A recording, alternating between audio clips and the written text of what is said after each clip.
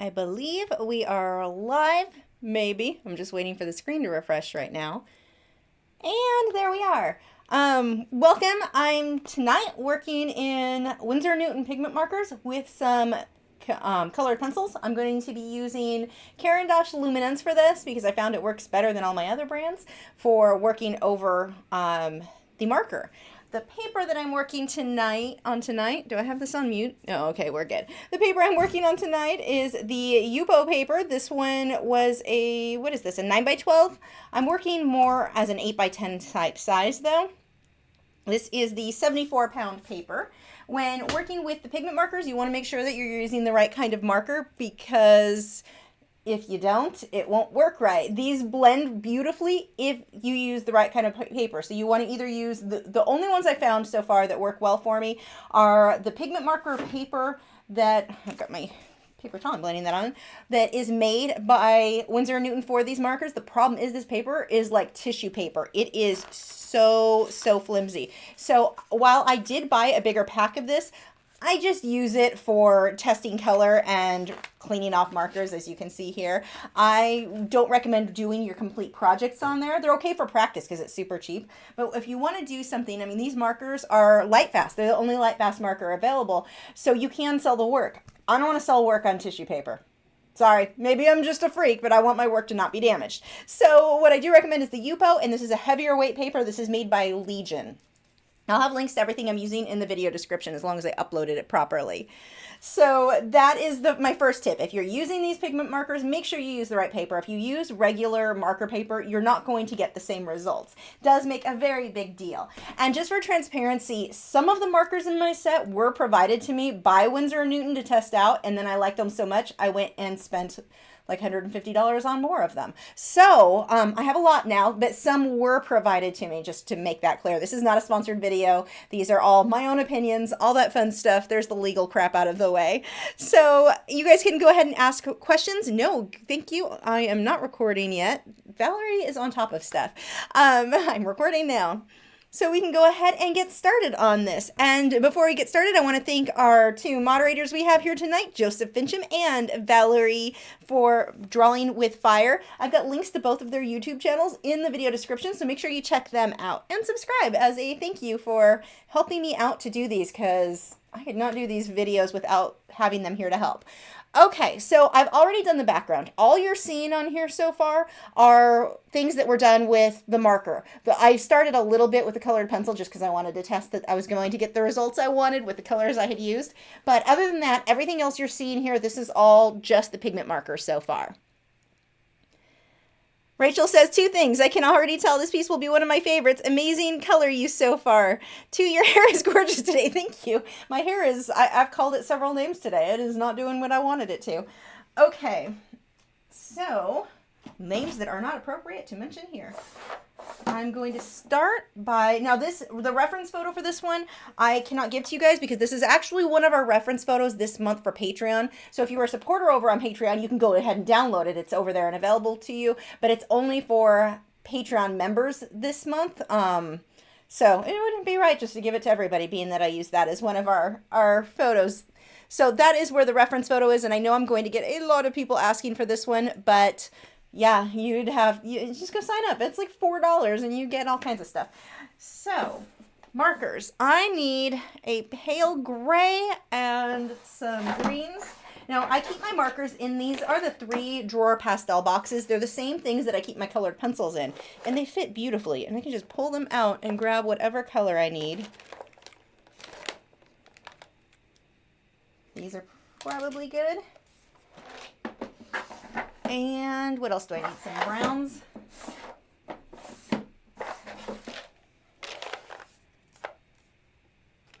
Let's see. I may not have the exact color, but these mix really well. And as long as I go with semi-close, I'll be happy. And maybe some reddish brown colors. Oh my gosh, I'm pulling out so many markers to use. I hate when I do this because they end up rolling all over the place and I make a huge, disastrous mess. Okay. I am going to start, actually, let's just start with his face. Normally I start here so I don't smudge things with my hands, but I'm really excited to start on his face. So I'm going to break my own rules, and normally I work from this side to this side just because I'm right-handed, but I'm going to go ahead and start with his eyes. Actually, I'm going to start with this back eye. Now, this is slightly out of focus. I took this photo with it's one that I took myself, and I used a macro lens that is super, I don't know, powerful, I guess. It really blurs everything out and around, more so than my other macro lens. So a lot of this is going to be very, very soft and fuzzy. Oops, don't necessarily need my mouse there.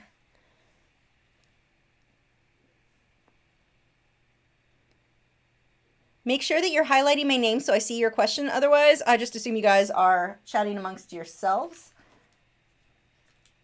So let's see. Now, one of the things that I like about having this marker paper with, I'm able to tell the Winsor Newton one that I said I don't like for finished artwork. I like this because it is extremely inexpensive, and I'm able to test colors and layer and still know what it's going to feel like on top of the Yupo paper. That is going to be way too dark for what I want. So let's try another one. Probably start with a gray then. Rachel says, I love when you use markers. Again, your choice of color is inspiring. Thanks. I haven't done these very much. And just to be, I guess, kind of clear or whatever, I don't completely know what I'm doing. I've done a couple of pieces and I've been very happy with the results. But I still definitely feel like I've got a long ways to go before it's a medium I've come anywhere near mastering or being terribly adept at. You can get lots of different textures by how you can use your fingers to blend these, and they rinse off with water. So you don't have to worry about them staining anything.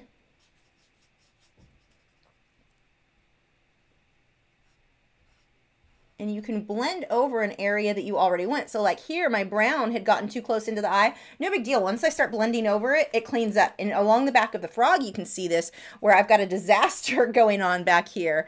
That'll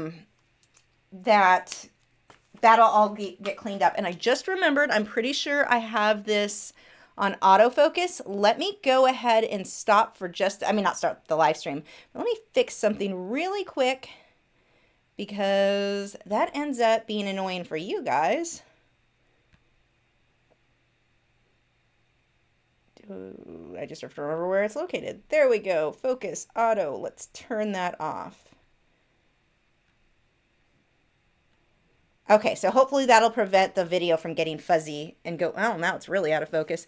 We'll see how this goes. Is this going to clean up? Let's see. Scrolling back up, I think I missed a few questions. Nope, we are okay. Yeah, it looks like the video quality in general right now is just super fuzzy. Okay, so I want to get a little bit of a warmer color as I come through here. Actually, it looks like I'm going to need a violet type color too. I love pieces like this where I get to use lots and lots of colors. Which one? This one probably. Because I bought so many of these. These colors went on clearance. I don't know why or what the details were, but Michaels used to, or not Michaels, Hobby Lobby was carrying them, and they clearanced them all out. I don't know if they carry them at all anymore. I got most of mine, besides when I got the clearance ones. I got a lot of mine from Dick Blick. So I know you can still get them online, but Hobby Lobby had a bunch of them, and they clearanced them all out for like, I don't know, I want to say they were like half the price of normal, maybe, I don't know, something like that. So I went and bought a ton of them, and I'm excited when I get to use colors I haven't used before, because I haven't used a lot of these yet. Rachel says, question, when it comes to getting myself into art mode, I end up transforming my room, and when I'm done, my room looks like an art bomb went off. Tips since I don't have a studio. Organizing stuff. Have everything have a space. Like these drawers were so helpful for colored pencils, because before I had them in a folder, and the folder was semi-okay, but I would pull them all out and they'd end up all over the room. These drawers, they just organize things very easily, so I don't end up with colored pencils scattered everywhere to the extent that I used to. That was helpful. Just, I don't know, just organizing things, bins. I mean, go to the dollar store or Walmart, the plastic bins, you can use that to organize all kinds of stuff. I think that's the big thing when you're working in a space. And my studio for years was for a while it was my dining room, and then for several years it was my bedroom. Many years.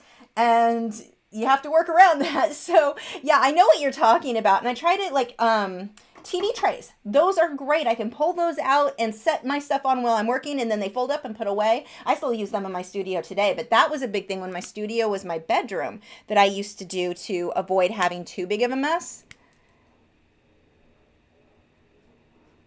But having things organized while you work and having everything have a space or a container to go in, I think really, really helps. Assuming you don't like to work in a mess. Some people do great. If the room is messier, they're more comfortable as they work, so.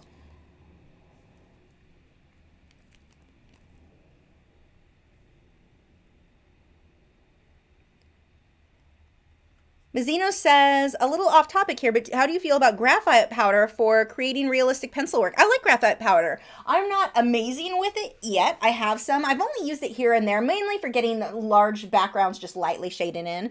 I think graphite powder is great. You can try all kinds of different brushes and tools for creating the look that you want. Yeah, I'm definitely a fan of graphite powder. You guys haven't seen me use it in a really long time because the last several graphite pieces that I did, I was reviewing certain pencils, and so I was only using those pencils. But now that I think I'm pretty out of the way with just doing specific pencil reviews, I'll start using all of my tools again, my mechanical pencils and all of the things that I normally love while working in graphite that I haven't been using, I'm going to go back to using for future videos. I'll probably do a graphite piece sometime in the near future because it's been a while since I did one. Anthony wants to know if this bird is going to wear clothes or am I not going to be family friendly? Did I list this wrong? I have to check now. Oh, I didn't say what it was going to be. It's a bird that has sticky feet and climbs trees and eats bugs. I guess birds do that too. It has no feathers at all, so I guess in that sense it's not going to be family friendly. It's a frog, by the way. Rachel wants to know if I take all of my reference photos myself, and if so, how do you get such a great pictures of animals? Do you go to the zoo a lot to get them? So here's a funny thing with that. I do take a lot of my photos at the zoos, or go to various zoos for that. Apparently, zoos don't like you doing anything with their artwork, and I don't think that their rules are so much for artists as it's not supposed to be used in commercial products. So, like, somebody can't go in, take a photo of a flamingo, and take that photo they took at the zoo that clearly was taken at a specific zoo and use that photo for their product labels and such like that. So I do go to zoos to take some photos. I have to make sure that they're cropped in a way and that I alter them enough that you can't tell that it was a specific zoo, a specific animal. I make a lot of alterations like that. This is one that I did recently take at a zoo. And I got a DSLR. My first DSLR was not the highest quality. It was a Nikon, but it was the D3100. So not a great one, but it did its job. And so I used that for a while. When you're taking reference photos, you don't have to have the best. You want to be able to see detail, but you can alter a lot of stuff as an artist. So even if my detailing or, the animal was way across the yard, I can still work from that and get a decent photo and work that way. But yeah, zoos are the main way that I'll get a lot of these reference photos. I do not take all of them myself. Anything I provide for like Patreon, those were all taken myself. I don't take all reference photos myself though. I get a lot of my photos from like wildlifereferencephotos.com and from, where else do I get some? Pixabay. I used to get some from Paint My Photo. I no longer do though. They sent out a thing recently. They were having trouble with one of their members posting photos that she stole. So artists that had created work with that could not use that. And that can happen with Pixabay or anywhere else, but they also were talking about how you can't use their photos in videos. You can't use their photos to create any sort of digital work. And it was like, wow, that's a lot of limitations for, I don't know. It doesn't serve my purpose so much anymore. So I don't really use Paint My Photo so much. But Pixabay I'll still get stuff from. And there are groups on Facebook that you can get your photos from as well. But most of mine are from, I would say, Pixabay. Graphic Stock is another one I use a lot of photos from. especially if I want macro shots.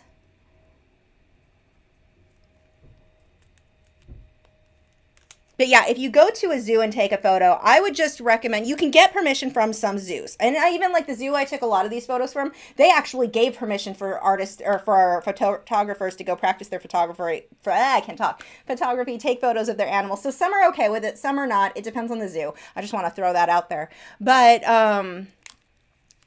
I just personally make sure that you can't, I crop stuff out. I don't use zoo logos or anything like that. And as artists, we're not copying it exactly anyway. I'm going to, take a photo that I took. If I have a flamingo, I'm going to change the background to something completely different. It's not going to look like it's from that zoo. I'm just using it as reference photos. So yeah, that's where I go with that. Nameless Winter says, after the markers have dried, do you find they smudge if you rub your hand on top of them? No, this is completely dry and no smudging. Now, if I put a little bit of water on it and do that, then it's going to smudge like crazy. But my dry hand, there's no smudging at all.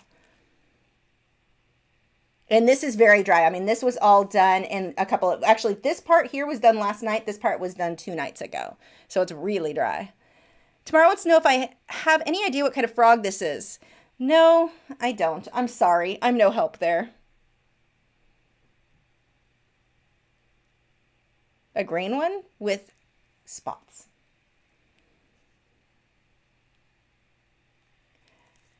Thu Williams says, I bought a Winsor Newton Cool Gray marker, and when I used it, I got a bluish and grayish tint in different spots. Any ideas? I'm guessing it wasn't mixed real well. I don't know. I've not experienced that, so I can't offer. I mean, I'm new to this myself too, so I can't offer too much advice there. It's definitely not something I've experienced, but I would say it's probably not as intended and isn't mixed all the way inside the marker itself. You may want to contact Winsor & Newton. If you ever get any kind of art supply product, and something goes wrong, contact the manufacturer. In almost every case, they will jump to fix the problem. Most art manufacturers will take care of you and want to make sure that everything's good. I mean, even, what was it I bought? My mat cutter.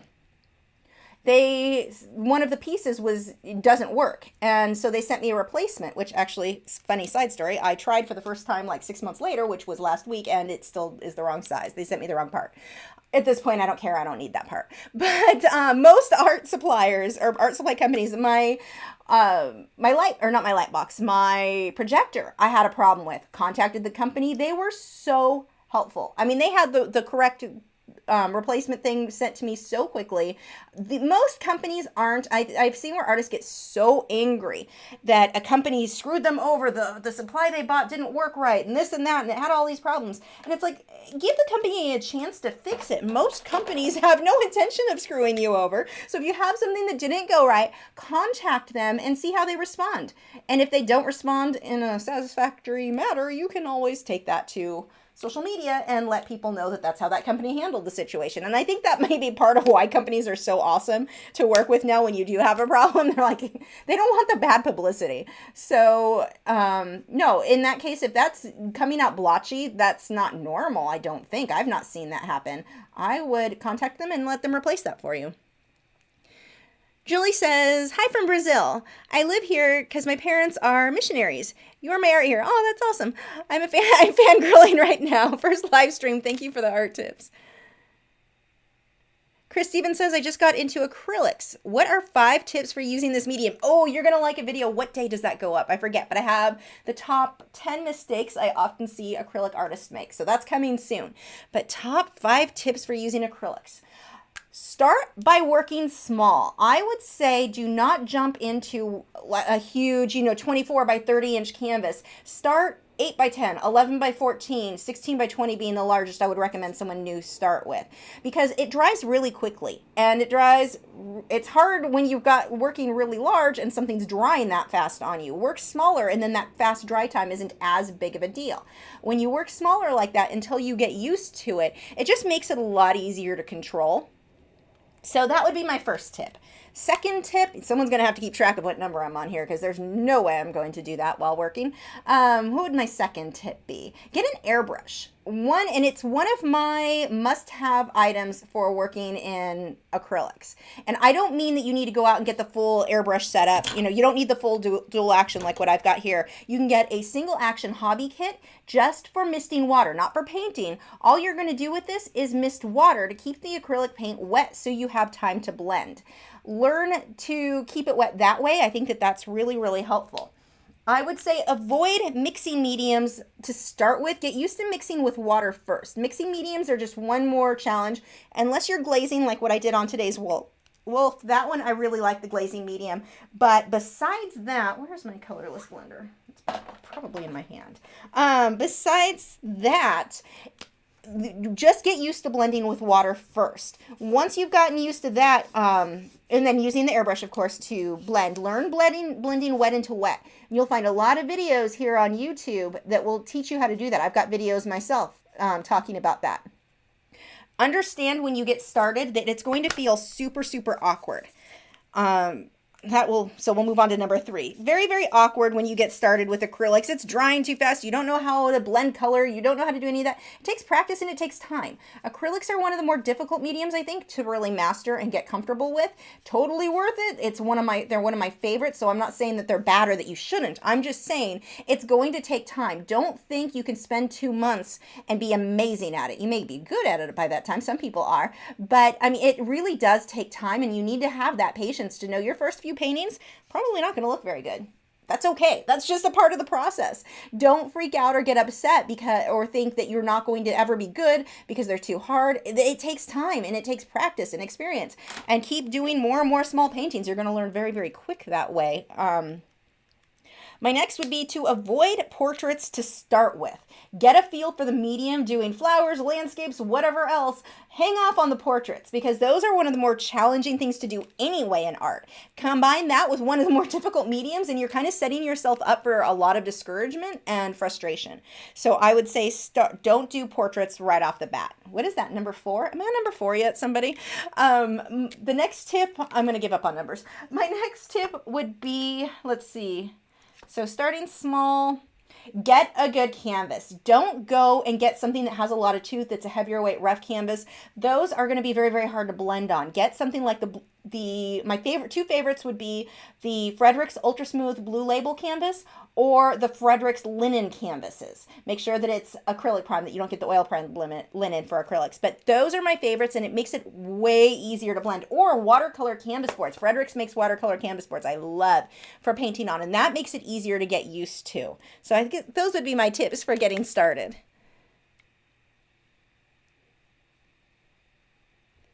Stormcat says it's a pond chicken. You are correct. This is definitely a pond chicken. Oh my gosh, that's hilarious. That's what I'm calling frogs from now on. Let's see. Megan says, have you painted any reptiles? I've been following you for a while, but I don't believe I've seen any. Perhaps I've missed out. I don't think I have. I'm pretty sure I have not. Over my career, I've done several thousand paintings and drawings. I don't remember what I've done at this point, honestly. I don't think I've done any reptiles, though. Lots of frogs, but those aren't reptiles. Let's see. Until I get titanium white and touch-up texture, would a China Graph white pencil do a better than polychromos? Or I don't know what a China Graph pencil is, so I can't say.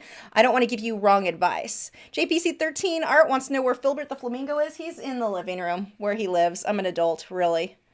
Speaking of being an adult, this is totally a side story, but it cracks me up. So my 40th birthday is on the 13th.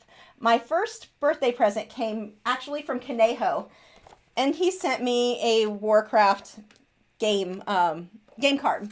2 months of Warcraft. And actually he signed the card saying, you look fat. Thanks, Conejo. But the funny part about this is my first present on my 40th birthday, video games. I'm an adult. And my flamingo in the living room. Just side story that kind of cracked me up. I'm like, oh my gosh, I'm such a child. Paul says, for markers, what what you put on it is too dark and can't be corrected? Okay, when you're working this way, it can be corrected. And let me show you just a really quick thing. I'm going to take a Q-tip with a little bit of water. This back here, totally dry. I actually don't like those spots. No big deal. They'll lift off. The paper underneath is stained a little, but I mean, you can, if things are too dark, you can reactivate this and re-wet it. You can also take the colorless blender. Mine is filthy, so let me dry that. Actually, no, that's gray. That is not a colorless blender. These get confusing sometimes because gray and colorless blenders look the same. What did I do with that? Okay, I lost it. Let's open a new one. Is it in my lap? Oh, here it is, right in front of me. Nope, that's white. Okay, I have a colorless blender around here somewhere. Luckily, I have enough other ones that if I did just lose that, we'll just open a new one.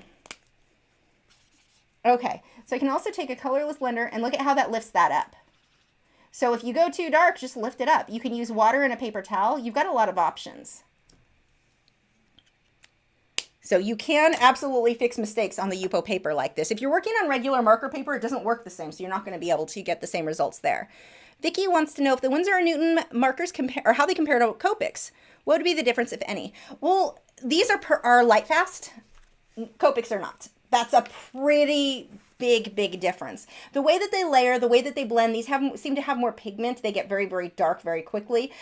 Copics work really well on like marker paper, whereas these do not. These work well on Yupo or the pigment marker paper. So that's going to be your biggest difference though. I would say light fast versus not light fast. And you can see how I blended this background out or blended all of this. The way that you can blend these, I absolutely love. I've never been good with Copics. I've not spent much time trying to be good with them, but I like the results I get with these. Anthony says, a few artist quality paints or more student paints. P.S. I meant to write frog, but for some reason I said bird. Well, he's a pond chicken now anyway, so that's a funny. You confused me because I'm like, oh, did I screw up the description and put that it was the wrong kind of animal? I've done that before. I would say a few artist quality paints, hands down, without a question. Get good black and white. I mean, Liquitex Basics, they're listed as student grade. They're good paints. That's what I prefer to paint in. More often, sometimes I like heavy body or soft body, but for most things, I like the Liquitex Basics. Those are a good paint. Just get a black and a white if that's all you can and master that. And this would be a tip, going back to tips for someone new to acrylic painting. Start off with just black and white and see where you go from there, because that's a lot easier to control than throwing in tons of colors to start with. So that would be another tip for you. But definitely a handful of quality paints in any medium, I would say that. Colored pencil, let's say you've got a whole bunch of Crayola and you're wanting to upgrade, and you can get another brand, you know, a generic brand from whatever store you fill in the blank there. And you can get a ton of them for very cheap, or even like the Marco Refined Fine Art, whatever they are, colored pencils. You can get a ton of those for like $12. You're not going to learn the same thing on those as you will just a handful of polychromos or luminance.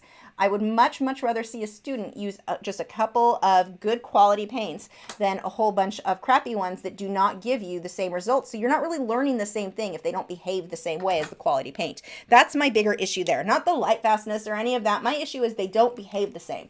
Cheap paints don't glaze well. They don't do a lot of the things that I teach, and I can't teach a student to do those things if their materials won't even allow for it.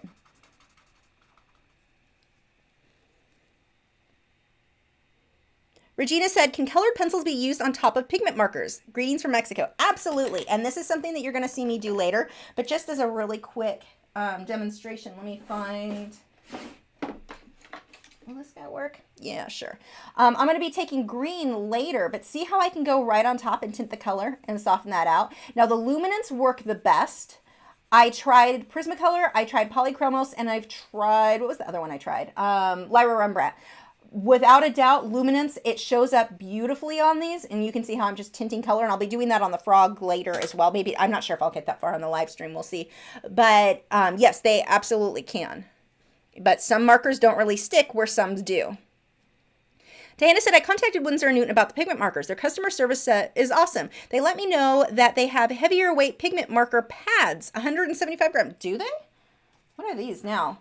I wonder if that's something new that I just don't know about yet. Yeah, that would be 100 pounds or 100. Yeah, that would be a big difference. I will have to talk to them about that. And see if we can get them to give me some or send me some because I've not seen that yet. And that would solve because I like their pigment marker paper, how it feels when you're working on it. I don't like that if I sold it, it's probably going to be damaged. I mean, that it doesn't hold, it warps and all kinds of stuff. I wouldn't sell artwork on it. So I would love theirs because it's a little bit different than the Yupo. So that is really good to hear. I know a lot of artists, that was probably one of the biggest complaints that I heard from artists about working on this is the problem with them not being light fast. That's an issue for a lot of us. The right marker, what do I, yes, okay.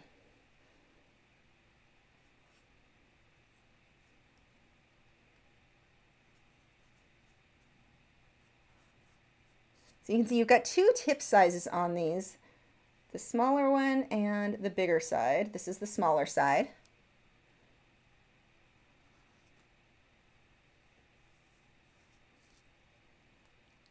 Man, I'm going to be so excited if they do have the heavier weight pigment marker paper. That's pretty exciting. Paul has informed me that you guys took a poll and decided this toad should be named Hypnotoad. You can call it Hypnotoad. I'm calling it Pond Chicken. I mean, I guess that's just, he is a pond chicken. That wouldn't technically be his name, though.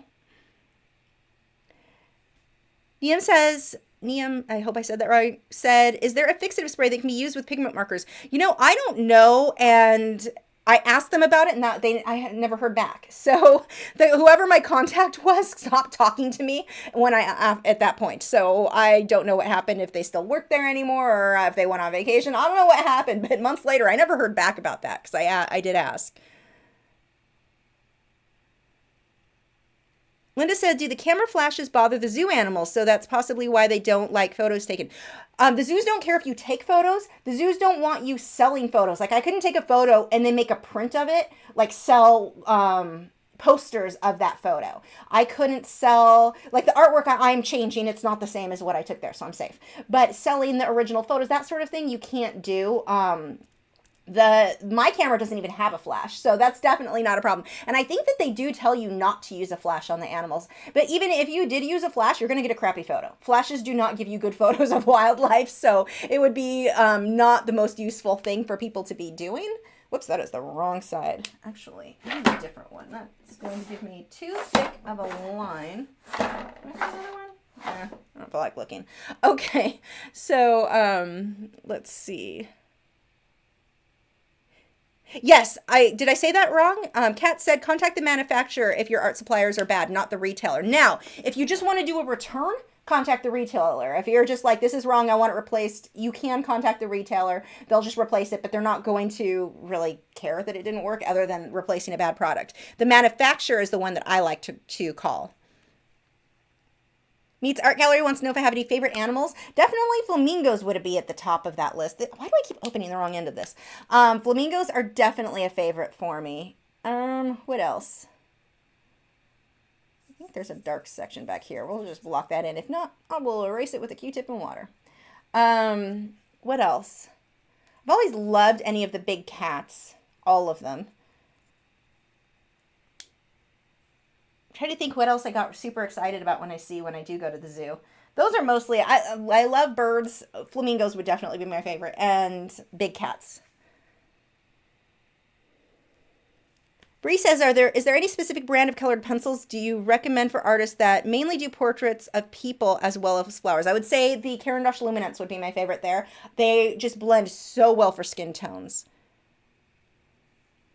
Now, when you do the finer detail of plants and flowers, then I like the polychromos. I think, not that luminance can't get fine detail, but I definitely really like the results that I get with the polychromos for the fine detail.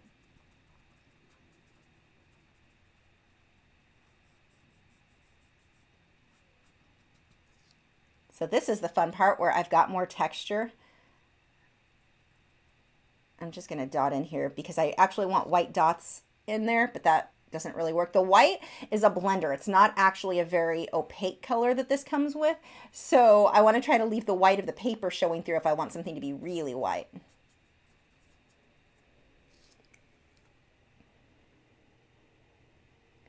Dana says, reason 2 colors and 1 marker, cool gray, sepia, verdian green, etc. The pigment particles can settle in the marker, resulting in stripes. I don't know what the solution to that would be, though. Noah says, I am interested in starting Inktense. What do you recommend in terms of paper and painting size? Any other tips? I'd say start with an 8x10 or an 11x14. Those are probably my 2 favorite sizes to work in because it's big enough you can get detail, but not so big that you're just like, oh my gosh, I'm never going to finish this. Paper, I really like the Fabriano Artistico Extra White Hot Pressed 140 or 300 pound watercolor paper. Both of those I've used quite a bit for Inktense. I like them both. Really any of the heavier weight watercolor paper will work fine. And the thing with the watercolor paper, you can use even cold press technically would probably be okay. But for finer details, little lines and stuff, I like the hot press the best. It's going to give you smoother paper, but you want to go with an actual watercolor paper. You wouldn't want to use like Stonehenge or something like that. It's not really going to be ideal. It'll warp too much and absorb too much of the water.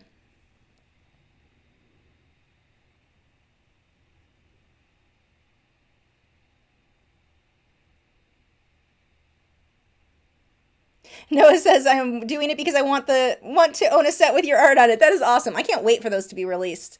I actually just got an email and I need to respond to, or my contact person at Derwent. And I actually got to meet her in person. She's from London or England. And I got to meet her when I did that demonstration in Salt Lake City. It was really fun to meet somebody that I've known, been talking to for so long through email and on phone. I had never met her in person. Nicest lady in the history of the world. I loved her. And I loved her attitude in general about Derwent products. Like, she doesn't get all weird about the fact that an artist uses theirs or mine. Like, she's okay with the fact that I don't like color soft. She's like, it's not for everybody. It works on some techniques. It doesn't work on others. Like, just the way they look at it. I don't know. I just love that company. But anyway, I've got to put in my wish list of stuff like the new polycolors I want. Is it polycolor? I believe they're called Pro Color. I keep calling them wrong. Pro Color colored pencils. I want to test those out. I need to try some of their other sharpeners too, so I can let you guys know what alternatives there might be. I used to use the Derwent electric sharpener, and they no longer make that one. I guess they have a different one. So a few things I need to talk to them about having sent over so I can review them for you guys. Niam says, will the pigment markers painting ever fully dry where even moisture wouldn't smudge it, or is there some sort of fixative? It's not an issue of them not being dry. I mean, these are fully dry. It is dry, but they're not permanent. I'm wondering when I started this, did I say they were permanent? I meant light fast at the beginning. But there's never a point where that's going to be the case. And like I said before, I'm waiting to hear back. And by waiting to hear back, I mean I need to contact them again because obviously that person's not getting back to me. But I need to contact them about finding out about fixative sprays, or even just doing a test myself and seeing what happens when I spray a fixative spray over it. I honestly don't know.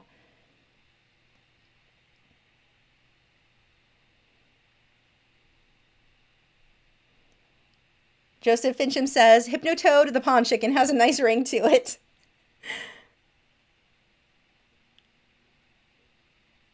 Let's see. Katz wants to know how I keep my colorless blender clean. I always end up ruining drawings with it because the colors from before bleed in. That's what this is for. I clean my markers off on a clean piece of paper, or even here, I don't know if you can see it on the screen, but I've been cleaning my white markers off on the side of the tape there. But you want to wipe it off on a clean piece of paper before you start. Otherwise, you are absolutely correct. That would be a problem.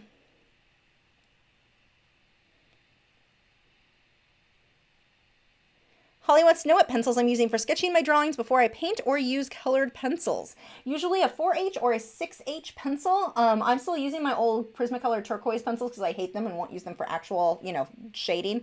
So those are usually what I use to do my initial drawings. Unless it's Inktense or something that's going to be water soluble, then I switch to, I need a gray marker. Then I switch over to a water soluble graphite pencil. That is not, oh, there's my colorless blender I lost earlier. Not the color I want now. That is also not the end of the marker I want now. Victoria says, I've been watching your videos and using your tips And your tips help so much. My art already looks so much better. That's awesome. I recently started getting into colored pencil, especially animals. Any tips? Look up my video, 7 biggest or 7 top mistakes, something like that, for colored pencil. I think it's on the front page of my YouTube channel. Look those up, because those I actually show you, do demonstrations of things that you want to try to avoid that I see being a problem for a lot of artists getting started. With colored pencil, remember, it's going to be an extremely slow medium. Don't let that frustrate you. Don't expect to have stuff done quickly.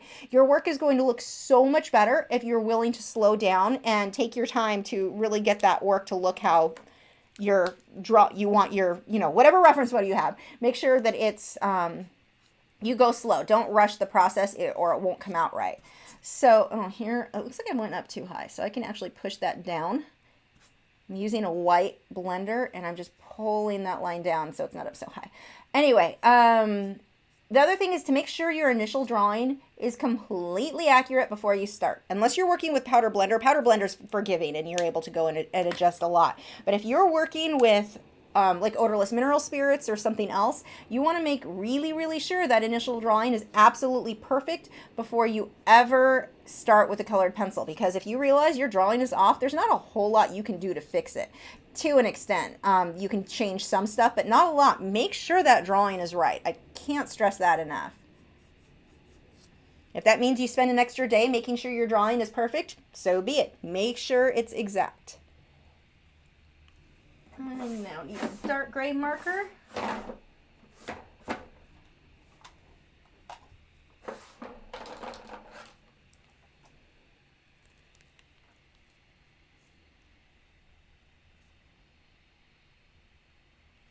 Herbsel says, China graph is described as an all-permanent waxy color.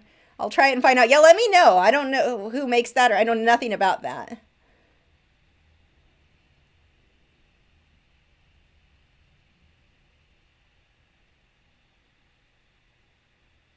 Phyllis wants to know if Shoulder Chicken can join us tonight. I don't know. How much? These don't smell too strong. If I put these away like 10 minutes before I bring him in, this should all be dry enough that I wouldn't worry about him being in the room. I don't want him in here when the markers have the caps off because of the smell of alcohol. I don't know if it would bug him. So maybe. Remind me later. Rachel says, I just bought some golden high flow acrylics. Do you have any tips for using them in refillable markers or using them in general? I have never used those, so that I can't help you on. The closest I've used is pouring medium, where it's kind of similar. The high flow, isn't that the one that can also be used as an airbrush paint, I believe? I could be wrong on that.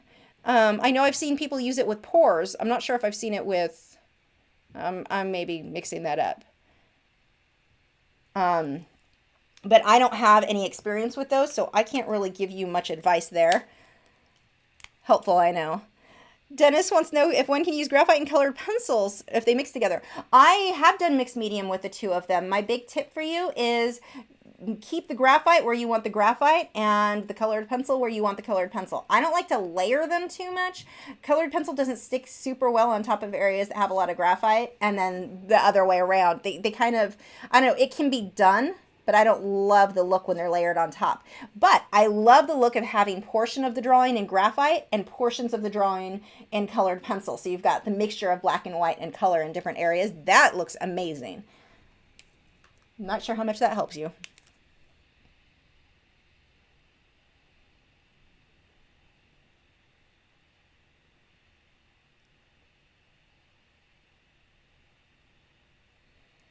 Julie says, we have a coffee shop near us that shows amateur art. I'm thinking about applying my art there. Any tips? Will the fact that I'm only 17 affect their accepting me because I'm so young? It depends on what your work looks like and what they're looking for. I don't think your age is going to have a huge impact on you in this case, especially if it's something that's intended for young art or new artists. But the coffee shop type thing is a fun thing to get involved in. That's where I first started showing my stuff. Like the very first place I had my artwork displayed publicly was in a coffee shop. I want to say 20 at the time, 19, 20, right around there. But it was a fun experience. I mean, anytime you put your work in a place like that, you do run a risk of somebody being a jerk and damaging it because it's so accessible to the public. So make sure it's framed. If it's pencil work, make sure it's behind glass so that it's not going to be as likely to get damaged. I think that's a really big deal. I wouldn't put what... It was kind of funny because I think there's two sides on this. One, you want to show your best work. Two, I want to make sure the place I show my work is going to keep the artwork safe. So like, for example, Frisco City Hall displays some of my work. And the first time I displayed my work there, I wasn't sure how safe it was going to be because it's also attached to their library and you've got kids walking through and I didn't know how they were going to hang them. I really didn't know what to expect. So I only submitted stuff that wasn't my absolute favorite, that if it got destroyed, not a big deal. But I wasn't going to put something that I was super attached to just in case until I knew how well it was protected. It turns out they do an amazing job of protecting their art, and I have since displayed several of my favorite pieces there too. So I actually have one that's on display now, or I think it's on, if not now, next week. I think the reception is next week if it wasn't last week and I've missed it. But that I would say probably your first time displaying there, display something you're proud of, but that you're not so attached to that if it gets damaged, and you can ask them about it. Like, how safe is the artwork here? Have they ever had artwork get damaged? I've known of places that hung the artwork so close to the booths and the tables where people could just reach up and touch them.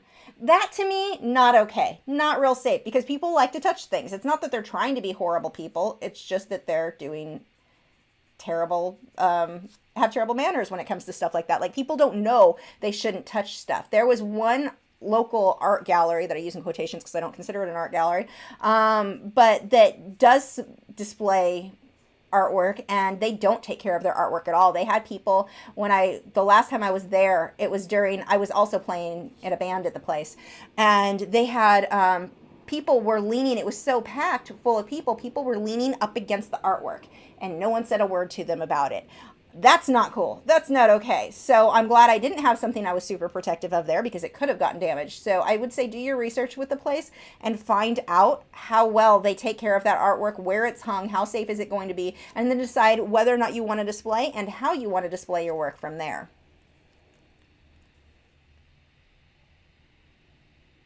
Scrolling down. I think I'm really out of order on these questions. I apologize for that.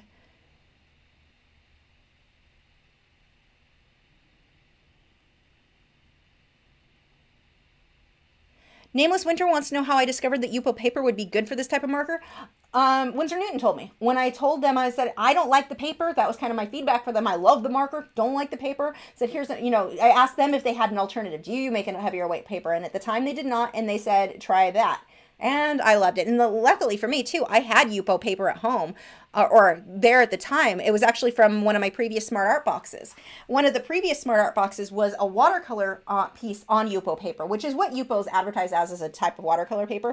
Hated it for that. Most people did. I mean, it had some things I liked about it, but I wouldn't personally try to do a finished watercolor paper on Yupo. It doesn't really give the results that I like or that I'm looking for. But as far as the marker, oh my gosh, it's like, I absolutely love it for this. But yeah, it was actually Winsor Newton that let me know that was a good alternative when I told them what my concerns about that paper were.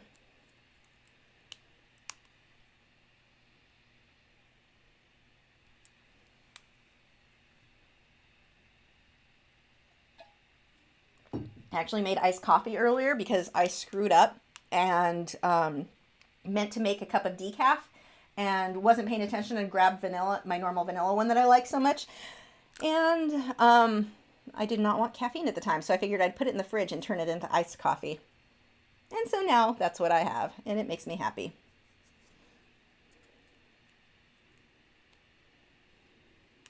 Okay, let's see. I need to start darkening up his face as I come through here. And actually, I want to put some lines so I can see. I think this is throwing me off. His body will come out this way. And that's why his eye seems like it's too high. It's not. It's an illusion because I don't see where his back blends out. That helps. Let's see. This is going to be a dark shadow.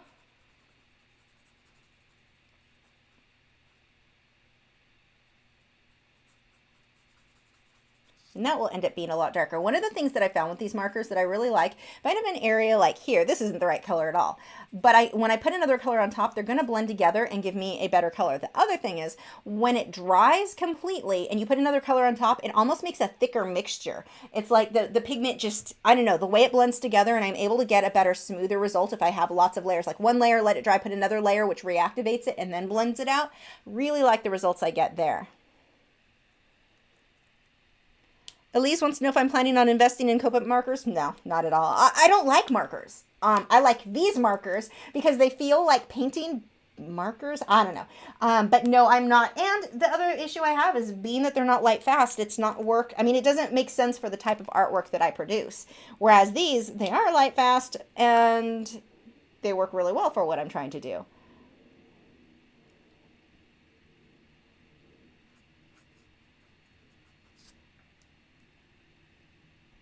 Copics create, and I don't mean to make it sound like I don't like the work done with Copics. They're not a fit for my style.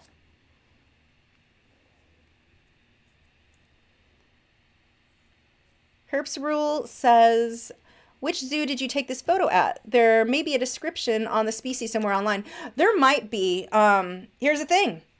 Not necessarily supposed to take photos at zoos that you are making artwork and videos out of. So I'm not telling you which zoo I took it out of. That is not information that needs to be made public, because I don't know what if they would have an issue with it. And how about, you can't look at this photo and know where it was taken. It could be taken anywhere. So I'm going to stick with that and stay silent on the where.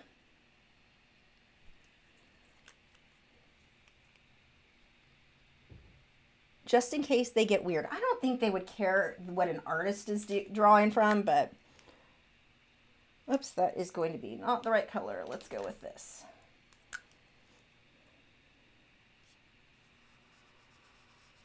Again, I think their whole thing with no commercial art, it's not what this is. That's going to be a little bit different than what an artist is drawing from, but I'm just not going to poke that bear, just in case.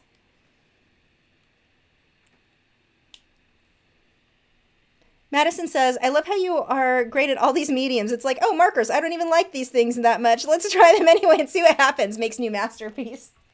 You know, a lot of the things you do with art, though, like what I learned as far as color theory and balance and positioning of stuff, composition, it applies to all mediums. So even if it's not, this is not the marker I need. Even if it's not something I'm really familiar with, what I've learned from other mediums are going to apply to the new one. So like I've been playing with my watercolor pencils, or when I start playing with those more, it's not like I'm starting from completely from scratch. I still have to learn technique, but as far as understanding color balance, color theory, composition, all of that, like I said, it goes across the board. So I know a lot of people are always hesitant to try a new medium because I hear a lot, well, I haven't mastered this one yet. And it's like, well, what you learn in one does apply. Oh, that is too dark. It is going to apply to the other. So I don't think that it's that big of a deal. If you're remotely interested in another medium, I would say try it. Because what you learn in one definitely will help you in others too. Anthony says, artist or student grade paper when starting. P.S. I'm glad I started Pond Chickens. Artist grade, absolutely. Here, well, it depends on what you're doing. I mean, did you get artist grade pencils? Yes, those cost an arm and a leg. Why would you waste your artist grade, arm and a leg costing pencils on crappy paper? The paper matters. The paper makes a big difference in the results that you get. So, and I don't think paper costs that much, honestly. Good paper. Fabriano Artistico is the most expensive that I use, and it's still not that much. I get a sheet of, 22 by 30 inch, and I'm probably off on those dimensions, but big sheet. I cut down into 4 pieces. If each paper cost me, let's say $6, cut it down into 4 pieces, it's not that much per piece. So spending $2, $3 on a single sheet of paper that, I had to slow down on that one. That wasn't coming out right. On a single sheet of paper makes sense to me. Like, that's not that much. That paper is that's going to take me, for me, it'll take a week to finish the project. The average person is going to spend 3 weeks on that paper. Was a couple of dollars really that expensive on a project that you're going to spend that long on? Colored pencil is a slow medium. And knowing that, why cheap out on the paper? Why do you want to work on, or why would you even consider working on crappy paper for the next 3 weeks? That doesn't sound desirable to me.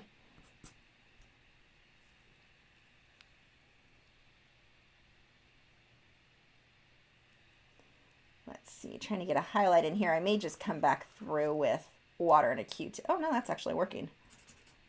Kind of trying to lift that up. I'm using the white blender, which like you can see here, it doesn't make it super white. What I'm really trying to do is just lift the color in that spot. Good.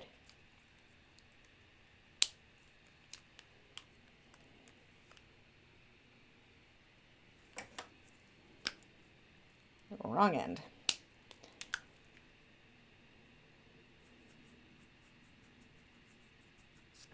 I really like this violet color. What is this one called? Lavender. This color looks really pretty up against the browns.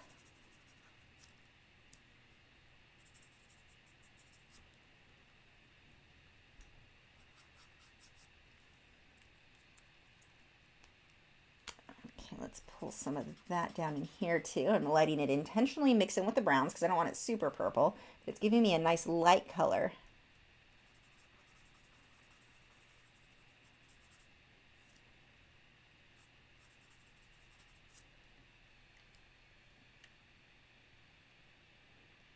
Paul Hunter says, have you been sucking those markers? It's a weird question. I'm not sure where you're going with that. Do you mean sniffing? That would make more sense. I have sucked no markers.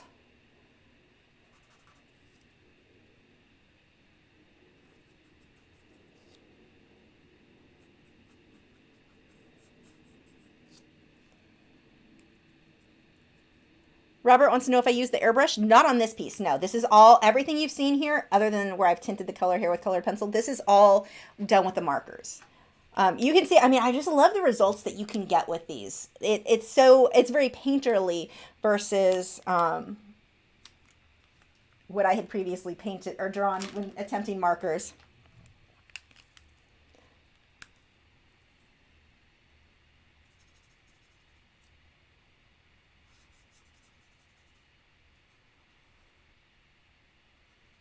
And it's fast. Like last night, I had this done the night before. From here, the wood blurred out in the background, and then here and what he's sitting on, I spent maybe like 20 minutes doing, 30 minutes. It's so fast to work in, which is nice when you're used to colored pencil, which is not so fast to work in.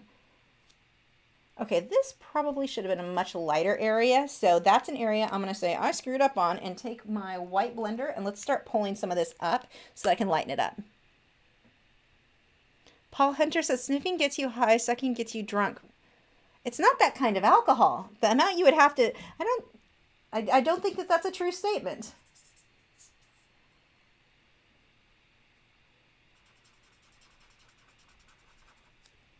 So I've just lightened that by going over it with my white pencil or my white marker, and then stuck my finger on it to pull some off. And actually this color is now pretty much what I want for that light area. So that works out good. Actually, I don't even know. Is this, let's see, light, dark?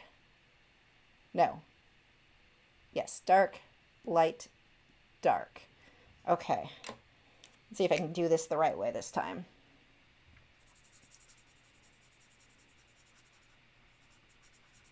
So this is going to end up being darker here.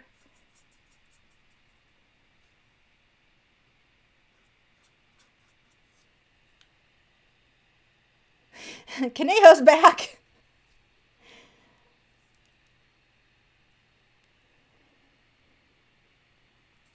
And before he offends anybody, he's kidding.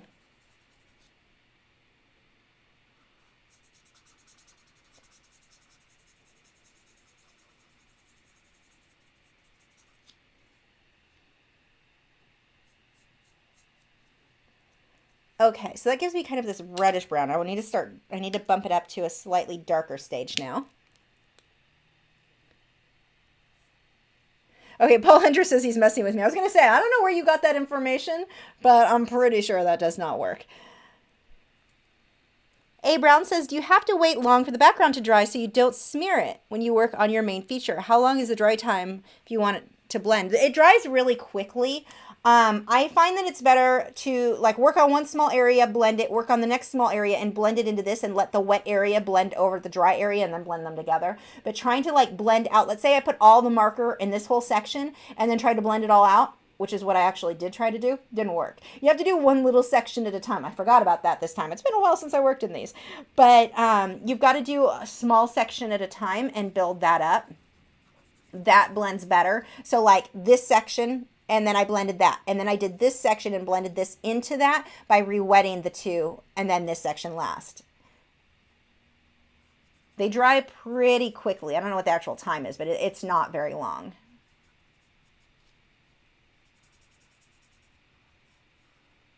And even if they are dry, like you can see here, as I put the color over it or the marker over it, it reactivates what it touches. So you're not really fighting the dry time that much. Rachel says, what are some tips of taking pictures of your work, especially if it's a glossy surface? Try photos in different areas. Natural indirect sunlight. Never take photos with the flash. Hold on, I need to find a marker here. I need a warm gray marker. You probably will work. You are probably too light, but we'll pick you up anyway. If you do have to set up lighting, you want to make sure that the lighting is coming at a 45-degree angle. So a light on this side, a light on this side, 45-degree angle, not straight at the artwork. Straight at the artwork will never look good. You're going to get a really bad glare. But what I do, wrong end, what I do is take several photos all over the apartment while I'm finding the exact right lighting situation.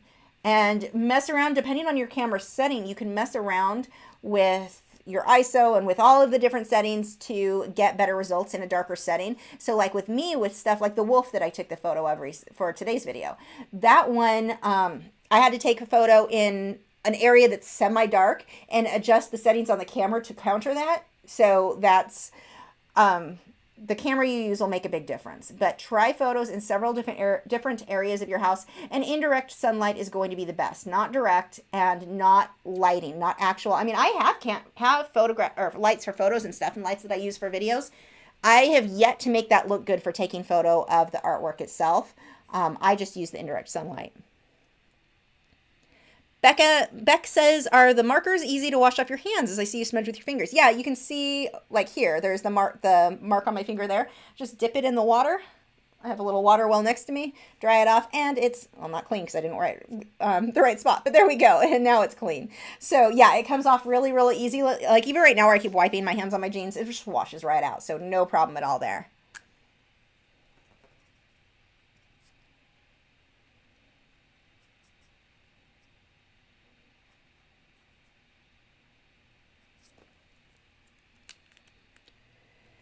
Theo Williams says, can you refill alcohol markers even if they say non-refillable, though? Any tips? I'm not an alcohol marker expert. I think Copics you can refill. There are some you can refill. These you cannot. So I'm not really the person to ask necessarily. Like, I'm not going to have the best info for you for markers because it isn't one that I'm super familiar with. The only kind of markers that I really know too much about are these, and even that is semi-limited. I don't know why I said semi-limited. It's just limited. Let's be honest. I like to make myself sound fancy, like I know all the things. I'm not going to lie. Don't know all the things about these yet.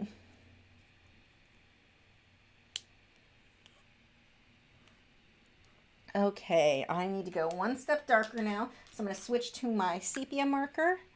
One tip I will give you if you get these, or one thing that I found that I needed a lot more of, were different shades of grays. While most of these colors blend, I found having the right shade of gray for the right thing made it way easier. So I have a big selection of warm and cool grays. Really very helpful.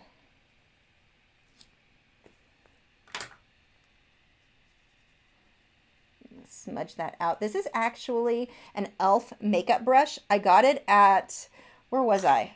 Old Navy. Up at their checkout. I was paying for my jeans or whatever I was buying there, and saw that and thought, that looks like it'll work for these markers. It's a nice feel on that. It sure did. It's actually a really good marker for these, or a good blender. Jenna says, I'm best at cartoonish, but I really want to be better at realism. How can I improve? Stop drawing cartoons is step one. I see that a lot where someone's like, I'm comfortable with cartoons, so I'm going to keep drawing those and wish I was good at realism. Stop, put cartoons on hold for a while. Stop drawing those. You've got to kind of break your mindset of those. Aaron Blaze, actually, he posted something. He's one of the animators, or he animated like the original Lion King and a lot of stuff that I'm sure most of you guys have seen. He had commented, he posted on his personal Facebook page a while back. It cracked me up. It's like, if you want to get good at drawing, stop drawing cartoons. Just stop. So, very well said. Good, true points. You've got to, it's not that you can't go back to drawing cartoons. It's that if you keep drawing cartoons, your brain is not getting in the mindset of drawing things realistically, of seeing things realistically. You've got to train your brain to see it differently. So stop with cartoons for a while and start drawing realistic things. And the more you draw them, the easier that's going to get, and the more your brain will start seeing things as they are and not how you would have drawn them as a cartoon, if that makes sense.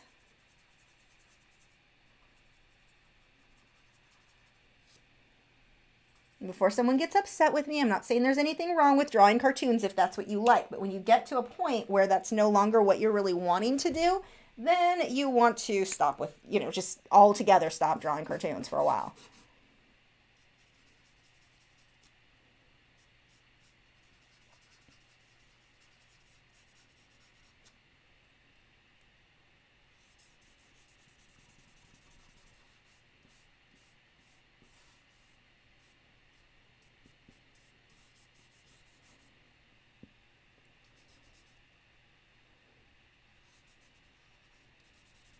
Now this isn't going to be the color for everything. I'm just getting this kind of blocked in. Works as a general base.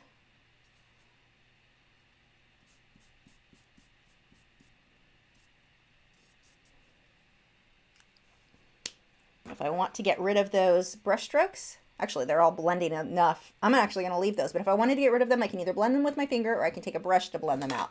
But those are all settling in a way that works for the texture that I'm going to be creating. A. Brown says, have you used other cosmetic brushes? Any cautions or tips? I'm very tempted to raid my makeup bag. I've mostly just used these. I've tried some other paint brushes and not really liked the results that I got. So far, these are definitely my preference. But I'm not sure I would use, I don't mix makeup and art brushes, other than the fact that I have some art brushes I use for makeup, and I have some makeup brushes that I use for art, but I don't cross them back and forth. If I've ever used it for art, I'm not using it on my face. And the other way around, personal general rule there.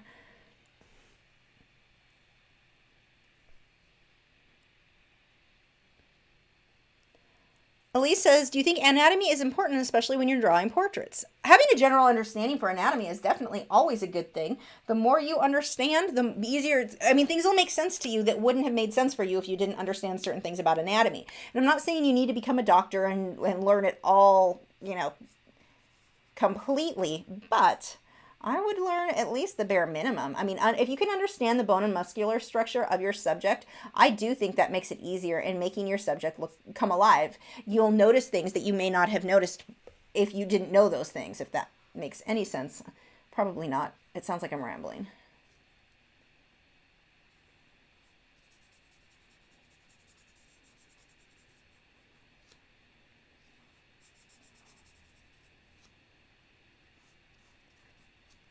So just starting to loosely block in his shadows.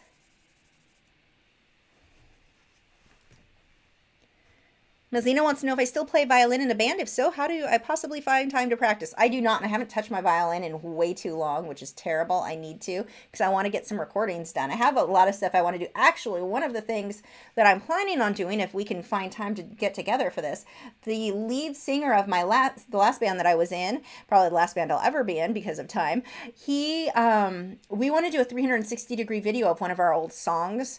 So hopefully I'll have that. I'll probably do one version on my channel and then another song on his channel.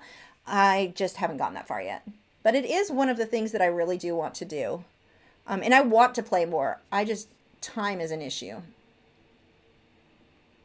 So probably I may start doing that again. One of my goals, one of my Patreon goals, is when I hit a certain amount, I will be hiring in an assistant to take over a lot of the video editing and a lot of the stuff that I have to do now that somebody else could technically do. So if I do that, then I will have more time for playing violin again and stuff that I've had to kind of put on the back burner. I don't know why I say the back burner. That's where I cook half the stuff when I cook. They're smaller burners. They fit my teapot and things better. Yes, I consider heating up water for a teapot cooking because it's about as close as I get.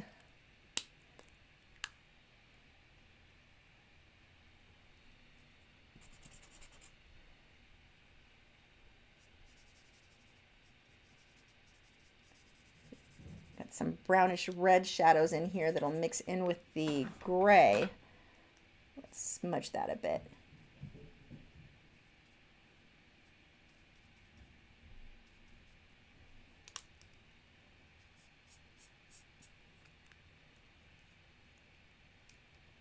Now, I don't have to be super perfect on any of this, especially given that I know I'm going to use the colored pencil later to clean up details and to add details in general. So, it's funny because I actually feel like using that as the mixed medium, it's a little bit of a crutch because I can fix stuff easily in colored pencil that I don't yet know how to do in marker. So it'll allow me to create a piece that I'm super proud of, even though I don't really know all the marker things yet.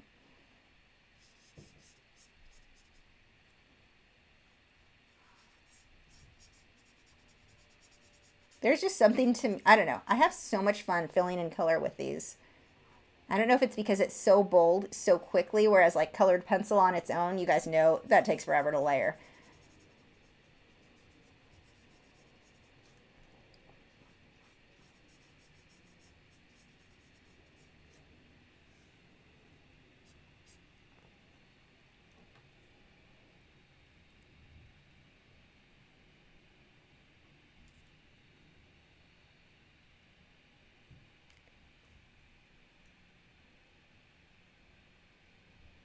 Okay, so we've got the dark area comes through here. The nose is somewhere around here. I'm also going to use this to darken up some of these. I'll smudge that out with a brush. I'm not having to push very hard for smudging this.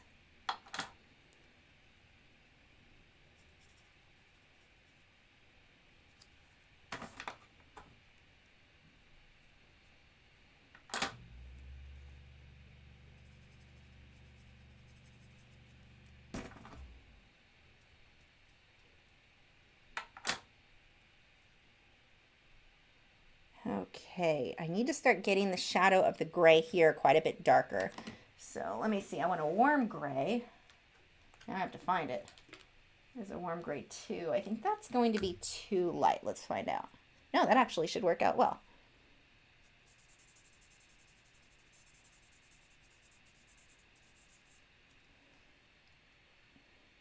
And I'll just let that blend into the brown up above it.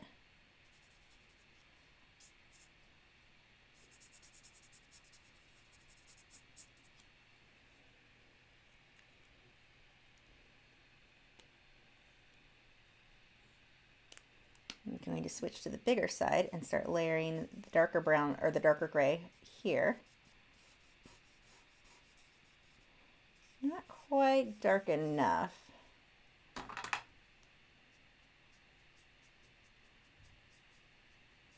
Now you're seeing here the brown that was already on the brush from where I blended before is now coming out on the drawing. So that lets, actually it's okay with me because I'm going to need brown there anyway. But when it gets to that point, what I want to do is just dip that brush into water. I'm going to dry it off really good to clean it. Even if the marker that's on the brush is completely dry, it's not like paint. It doesn't stay on the brush. You just rinse it with water and it's good to go again. Watercolor Gypsy says, I have a very hard time with realism. What is the best way for me to go about a realistic piece? First, make sure that your drawing is completely accurate. That is step one. If you are starting out with an inaccurate drawing, your realism is not going to look very realistic. So that is step one in making things look realistic. Big deal there. What would be my next? Oh, that is not the right marker. Hold on one second. There we go. My next tip, let's see. Let's see, what else? For realism, practice. My first for the first few years I was drawing in realism, my work was not that realistic at all. That's okay. Even though I felt like everything was very, very cartoony, even though that wasn't my goal. keep practicing, keep going with it. Don't give up and go, oh, I can't do this. And that's something that I see a lot of artists do, which is sad, because then they're not ever going to reach that goal of creating the work that they want to create. You've got to practice a lot. It is not, there's no magic like this is how you draw everything. If you're not practicing, you're not going to learn how to do those things. So that would be my next tip, is just practice a lot and don't give up. When something doesn't look right, figure out what you just didn't come out how you wanted, and go from there. Figure out where to, what adjustments can you make to make the work look how you were trying to get it to look. What went wrong? Being able to kind of pinpoint why your work doesn't look realistic is a big deal, I think, in learning how to make things look realistic. And work slow. Don't try to rush through things. Just because one artist can do something in an hour doesn't mean that's how long it should take you. If it takes you 2 weeks, it takes you 2 weeks. Don't rush it, and really pay attention to your reference photo. But the other thing is, don't spend 6 months on one piece when you're learning. I don't think that's really necessary either, because you'll get to a point where I don't know how much you're learning from that piece anymore. Complete it, move on to the next project. So, let me make sure my phone's not, don't have any text. Nope, we're good. Where was I going with that? I lost my train of thought to make sure nobody was home. What was my point? What the heck? I was going somewhere with that. The more you paint and draw, the more you're going to start noticing things you didn't previously know. And I think that's a really big deal. There were things, it wasn't even like, I started studying more and that's why my work got better. My work got better because of experiments and doing things that looked ugly and sitting down and going, okay, what can I improve on this next time? What would I do differently? What don't I like about this specific piece? Those questions are just so helpful in helping you to progress. But I think the basic thing would be having the understanding that it is normal for your first many paintings for a very long time to not look as realistic as you want. You've got to practice. You have to just experience the medium and be willing to make mistakes. I think that's a big thing too. Artists who are not willing to make mistakes, they're too worried to mess up. They don't progress as fast as the artists who are willing to make those mistakes. Doesn't matter if you, even this, there are plenty of things on here where I was like, well, I won't do it that way again. That's how I'm going to learn. That's how we all learn. But being too afraid to mess things up makes it so that you're not learning so fast. So big deal there. And like I said, making sure that your initial drawing is accurate is probably the biggest deal. And does that mean that you have to trace something? Then trace it. One of the fastest ways I can get a student to learn to draw well and accurately on their own is to first have them trace things. It forces you to see and notice things you didn't notice before. Just everything from the shapes to just details you didn't notice. And the more you paint, the more you start noticing details. So what you may not even noticed on this piece, 2-3 pieces later, if you did it again, you'll be like, how did I miss that? That's pretty obvious. But you start to notice details you did not previously notice.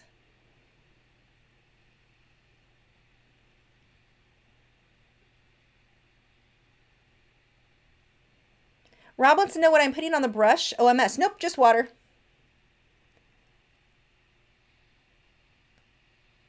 Scrolling down. Elise says, how can somebody sell his or her artworks if they are underage? Work with your parents or your guardian and see if they can help you get stuff listed on eBay or Etsy or something like that. See what can be done there. But working with whoever is your guardian, I think is probably going to be your best bet there. But eBay and Etsy are great, but I would have your parents involved in that. See how I'm just like slightly add a little bit more color and then I smudge it between the previously two dry areas. And so I can do some really nice shading here.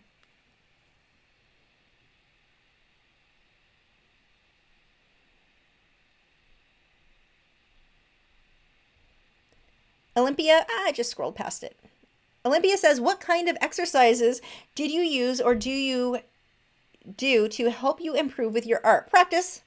I just keep drawing. I never ever sat down and thought, okay, I'm going to practice circles today. I'm going to practice shading this today. I always just jumped into creating a project. That was just how my mind worked. if I was interested in, like right now, a frog interested me to draw. So that's what I drew. And whether or not it comes out amazing doesn't really matter to me. I'm more worried about the learning experience at this point, like on this project, because this is something that I'm learning more. If I'm working in a medium that I'm more familiar with, I'm going to be a little bit pickier with myself.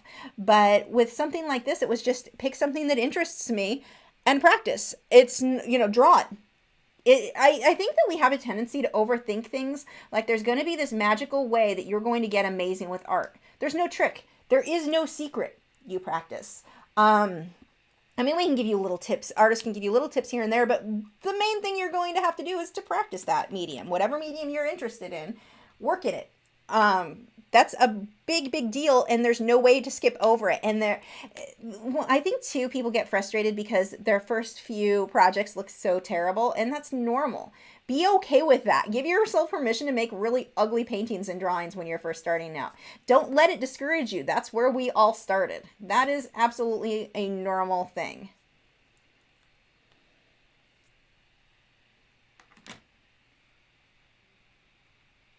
Another thing I would give you advice on is if you're starting off and if you're at a place where you feel fairly delicate about getting negative advice and someone saying something that might really discourage you, if you know that that's how you feel about things and that you could easily be discouraged, I wouldn't post it online. I would hold off until you've completed a few pieces where you're a little bit more confident.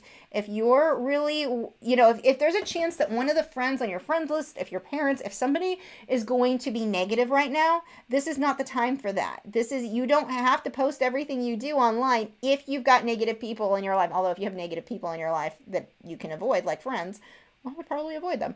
That's just me. I have very little tolerance for people who are the type of people who are not supportive of their friends and what their friends are interested in.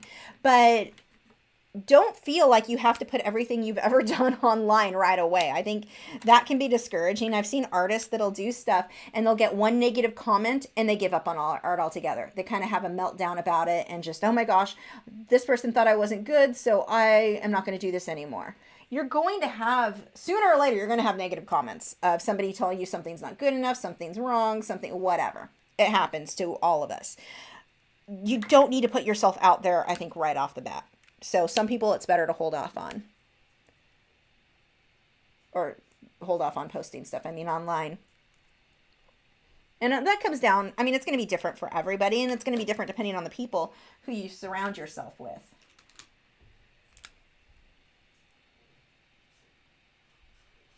For me, if somebody's going to be a jerk and discourage me in any way, I've always, okay, don't need you in my life.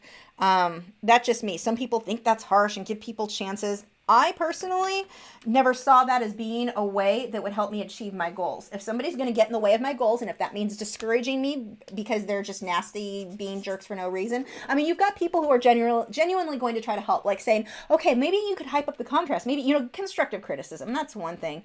But if you get people in your life who are just mean and nasty for the sake of being mean and nasty, oh, that's not very good. I could do better. My kid could do better. That sort of thing. If you've got people like that in your life, why are you even friends with them? I don't understand that. Why would you keep in contact with someone, whether it's a random stranger on Facebook or whatever? Why would you let that person be a part of your life if they remotely discourage you on anything, any of your dreams, anything that you want to do? I see that happen a lot where I'm like, why wouldn't you just block the person? I feel bad. Why? They're a jerk. I don't know. For me, it's largely been about being successful myself and avoiding anything that's going to get in the way of that, really.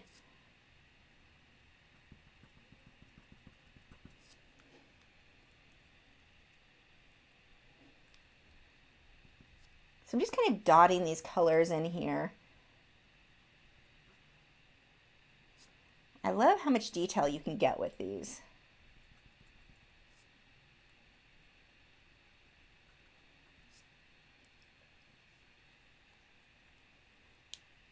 Okay, I'm going to leave the face alone and come back and see what changes I might want to make with colored pencil when I come back through. Actually, first I want to find, where did I put my white? Let's come through with the white and pull out a few highlights on areas Basically what I'm doing is just trying to lift the color.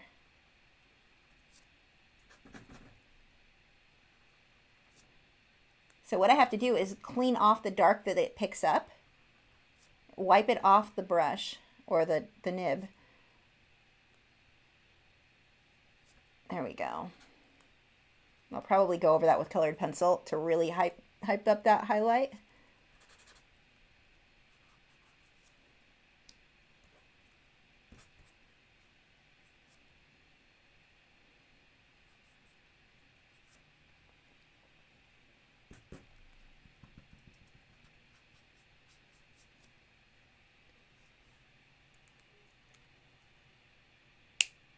Olympia says, I'm decently okay and I love feedback. I've been drawing for a long time, but I get the same results.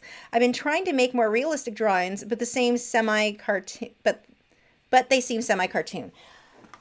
That's normal to an extent. I mean, how long, when you say you've been drawing a long time, what do you mean by that? Because I've heard people say, I've been doing this for a long time and it's really been 6 months. And I'm like, I've been doing this for 20 years. 6 months, not a long time. It's a start, but it is not a long time. You got, that's going to take some more practice than that.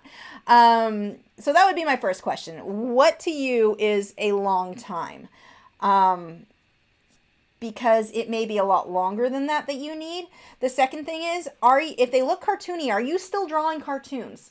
If you are, stop. Hold off on cartoons till you master realism a bit. And then I would say start more simple, start more basic. Do studies. Instead of trying to, let's say, draw an entire horse, let's try drawing a horse head. Let's try drawing a horse's eye or the muzzle. I don't know, pick an area. Do some studies and get those just right, and then put them all together once you get a little bit more practice and see how that goes.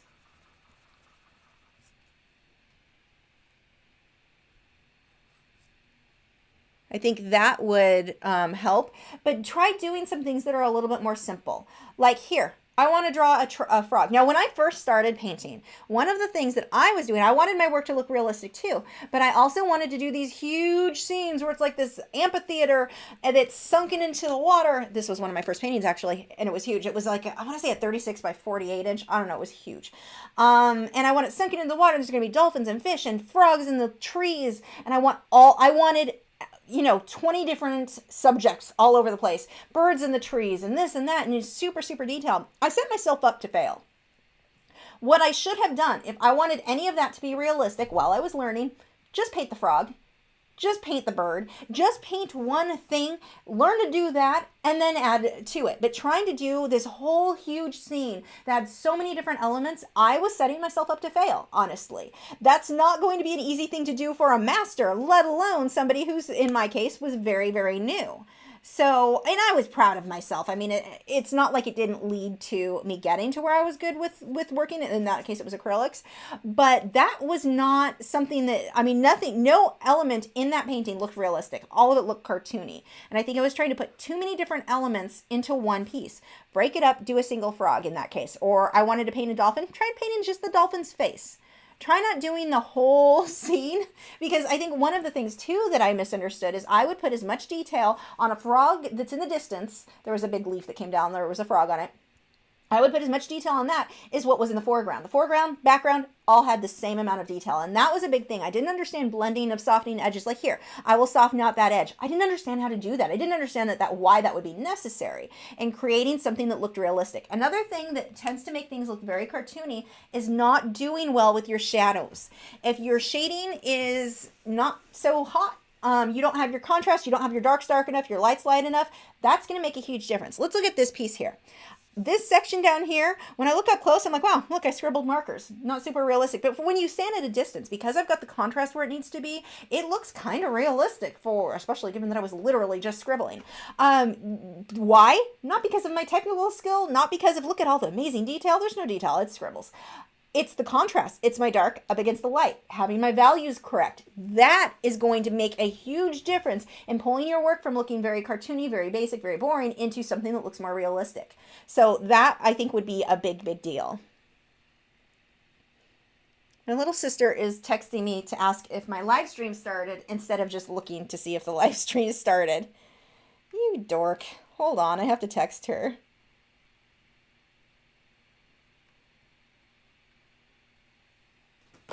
Okay, let's see.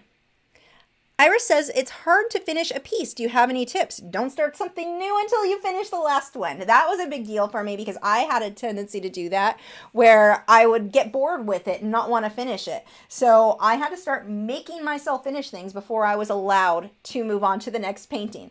And that really, really helped me. The other thing that helped me was making videos and being on a dedicated schedule where I have to have this done. I mean, I've got to have a new painting or drawing done every single week. That means I have to finish every single painting or drawing. I can't start something and go, I don't like it, I'm going to stop. I have to finish it. And so that was a big deal for me. So if you can give yourself goals where you have a schedule going, okay, I want this painting done. I want to get one new painting or drawing done every single week. A whole thing has to be done. If you want to stop a piece and start something new, great. But you still have to have something done. Even if that means you didn't finish the one, but you had the other one you started, one of those has to be finished that week. Give yourself goals like that. For me, that was a big deal. The other thing is I hated it when I started. I hated being on a schedule and having to get things that I wanted to paint when I was in the mood for it. You know what? That's great if you're a hobbyist, if you're doing this for fun, but if you're trying to really improve and you are trying to, what is this? This is going to be brown, so this is gray here. If you're trying to make a living with this, you need to get over that and paint all the time. I mean, make yourself do it. So being on a schedule and setting goals, I think, is the biggest deal on making yourself finish stuff. And then, like I said, I told myself I couldn't finish something until I or start something new until I finished that other one.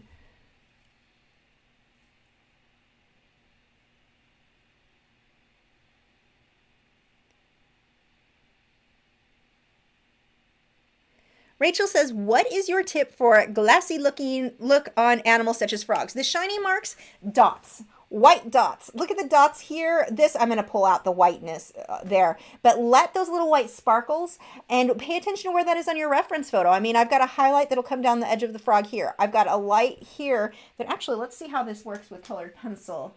This is going to stick well now. Yes, it works great. It's actually, I think, smudging some of that color off. So the white sparkles, let's come through now on some of these. This isn't light enough, and so what I think I'm going to need to do is pull some off. Let's see if I've got a liner brush anywhere around here. Probably not. What do I have that will work for this? This might work.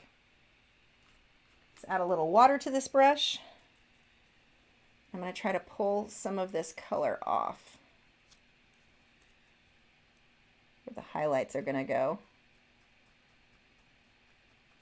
But white, I mean, you want to make it look shiny, you're going to use white and keep white just for the highlight. So like here, actually, I need a liner brush. 1 second. I need to go find one.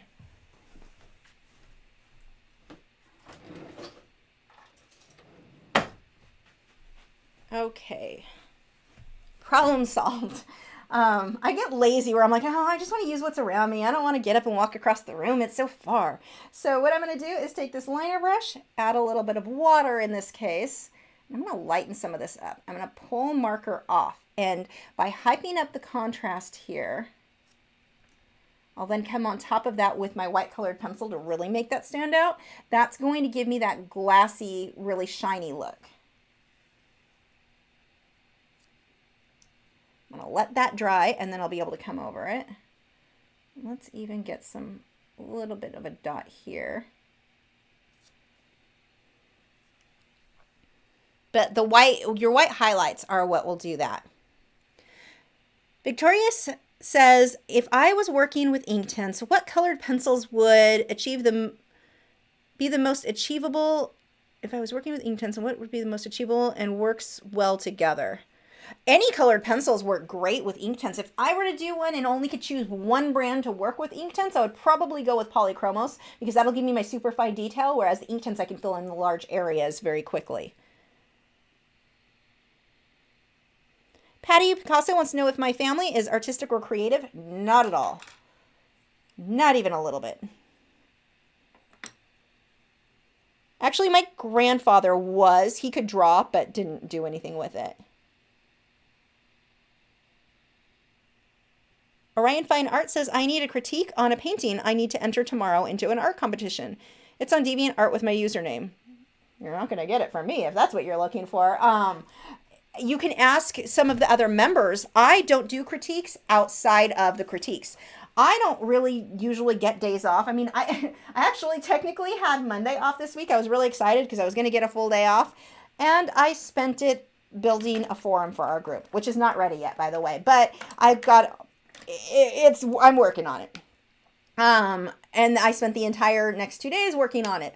So yeah, I don't have time to critique other people's artwork outside of the ones that I make the videos for. So, and it's not that I don't want to help people. It's that there's no possible way. I don't think everyone realizes how many requests I get. I mean, several a day. Besides the actual ones submitted for critique, I'm constantly being asked for opinions on people's artwork. And it's just not possible. I mean, I barely get my minimum amount of work done I need to get done every day. I barely get that done. And even then, sometimes I don't get it done. There's no way I can add offering people individual advice on top of that and get my work done. It just wouldn't happen. So the only way I could do that is if I stop making videos altogether. If I wanted to answer everybody who asks for a critique, and even then I don't even know if I'd have time, but I'm so flattered that people want my, respect me enough to want my opinions on their work, but it's not something that's even physically possible just because there aren't enough hours in the day. And I wish so much I could help everyone. So my alternative to that was I made the art group. I've got an art group on Facebook and on Google+, and now I'm building the forums. And the forums are going to make it much, much easier, I think, to get advice on your work from other artists. It won't be from me, but other artists are, if there are plenty of people who are going to be willing to give you advice and help. So that is that. And this question isn't necessarily just aimed at you, Orion. It's a question I get so often, and there just isn't time. And I wish that people realized that. Like, I mean, I get personal messages or private messages and emails.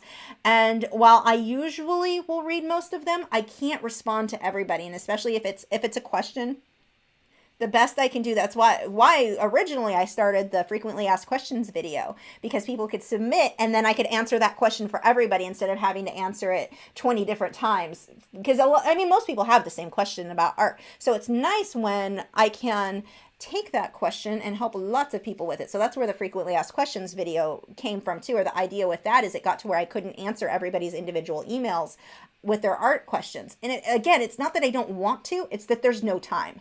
There's absolutely no way. I don't even read my Facebook personal messages. I wish I could turn them off so that people couldn't message me on there, because I don't have time to read them and I don't want people to think I'm just ignoring them. Well, technically I am, but not because I'm trying to be rude. I just don't have time. So yeah, unfortunately, that's not one I'll help you with, but you can join our Facebook group. I have the link in the last couple of video critiques if you want to look at that. Whoops, scrolling up.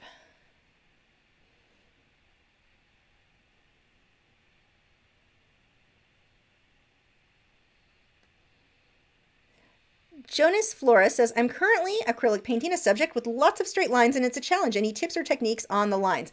Well, how straight are the lines? Like if you're doing, let's say, a striped background, do hard edge, where you take your masking tape, you put, like I've got here, tape it down, and before you paint your acrylic paint, you're going to take like a glazing medium or matte medium or some kind of clear fluid type thing that you can paint in between. Glazing medium is probably my favorite. Paint in between the tape and where you're going to be painting your acrylics. Let it dry completely, then paint your acrylics in that stripe. Let's say I had a stripe, so I had a piece of tape on both sides. Let it dry, then, same thing, both sides, or both edges between the tape and the canvas get painted with your glazing medium. Let it dry, then paint your colors, whatever you need over it, and then you can remove the tape and you've got a perfectly straight line. Now, that's only, let's say you're painting a wallpaper type background. This is not the color I need now. Pay attention, Lisa. Where is the color I need?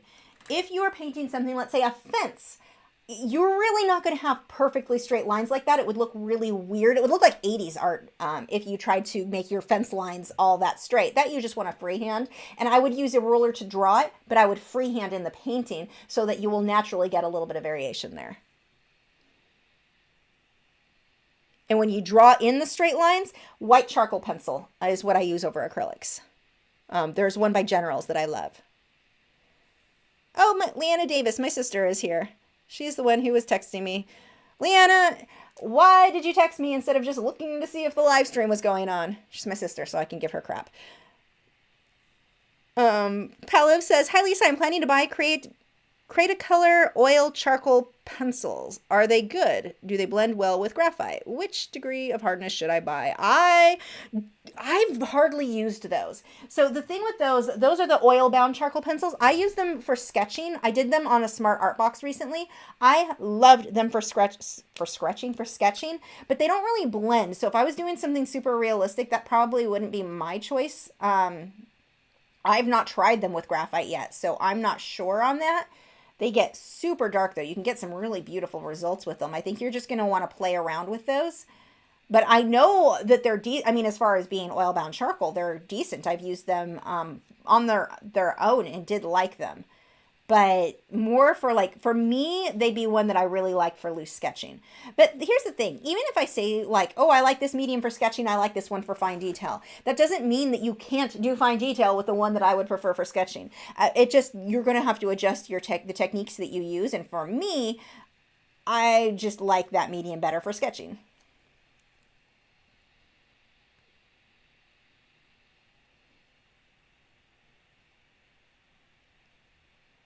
Tomorrow says, sorry, could you go into the idea behind the art forum you're starting? What the forum is going to be, I don't know if you guys are familiar with forums.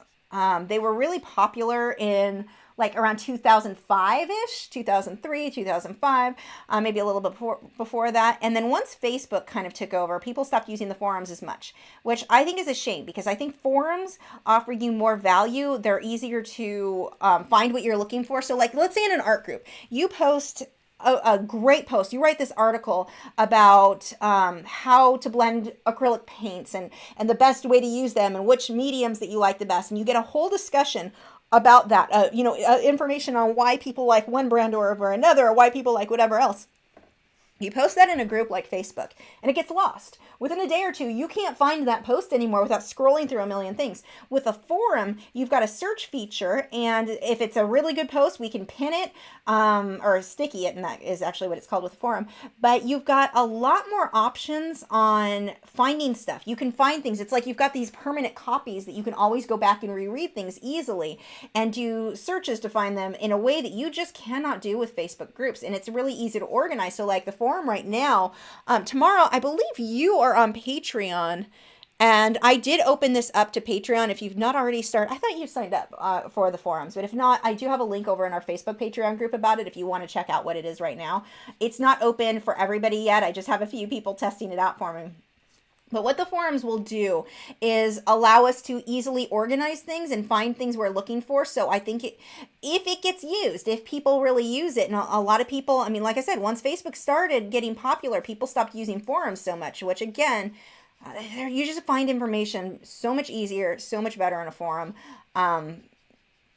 But that's kind of my goal there, is to be able to help more artists and have other artists help other artists and learn from each other, and just to be a good resource for a lot of information that you can easily access that we just can't organize within Facebook groups. Google Plus groups, you can kind of organize things, but still not to the extent that a forum can be. So that is the idea behind the forum. Hopefully more people will be able to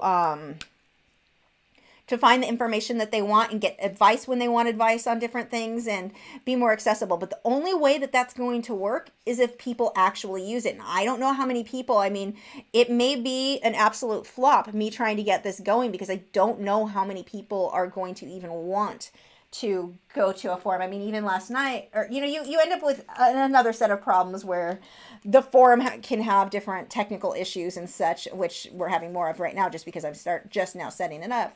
But yeah, we'll see. It's harder to keep out spam in a forum too, so it ends up being more work on the moderators to make sure that we are keeping that from happening. So there's pluses and negatives on everything, but I'm hoping that we'll start seeing forums be used more. Like there was an orchid forum that I was a part of called Orchid Geeks for a while, and I really liked that one. There's just, and it's still, even now when I'm trying to find information, I go back there to find it. I don't go on to any Facebook groups. And it seems like for some reason information on Facebook groups seems to get watered down so much. Like I think of the Italian Greyhound group that I was a part of. And that forum's still up. It's hardly ever used. But with that forum, if somebody was doing something and it was like feeding a dog something or giving them something that was genuinely dangerous, or somebody was breeding dogs that shouldn't have been breeding dogs, people would call them out for it and go, hey, here's an alternative. This is better. On Facebook, if you do that, everyone starts ripping each other apart and it gets super nasty instead of just sharing good information. And with forums, I think you get that more. You're more likely to build a community and have that good information available to you than what you often see on Facebook. I mean, Facebook, gosh, people get our group is pretty good because we are really strict about how people talk to each other. But that's, I don't know, the atmosphere of a forum, I think, is more of a community. It's everybody really gets to know people better.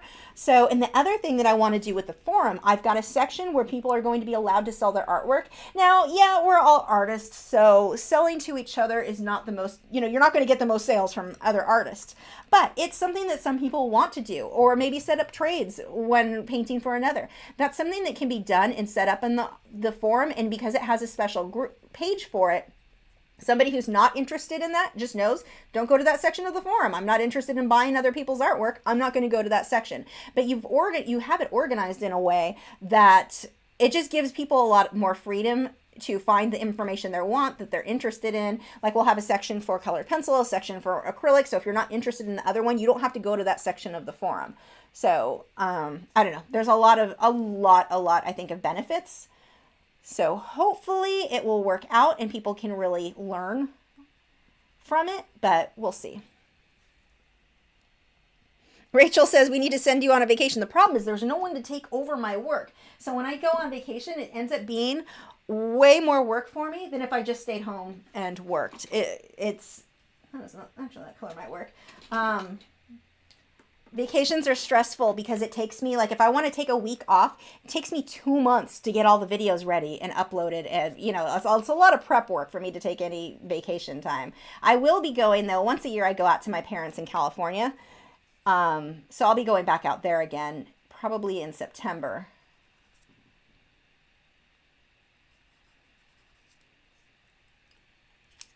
But yeah, vacations just seem to be stressful for me because of the amount of prep work it takes to take them off. And then I feel like I've got to recover after the vacation because I'm always tired with my health stuff. And so when my sleep habits get turned, everything's a little bit different. It takes me a long time to recover. I like to pretend that I'm a normal person with no health issues, but when I get tired like that, oh my gosh. Like the trip that I did with Derwent when I went out to Salt Lake City, it took me weeks to start feeling normal again. I was so out of it for so long. Staying home and working is more relaxing than vacation for me. Plus, I have an awesome job, so there's that too.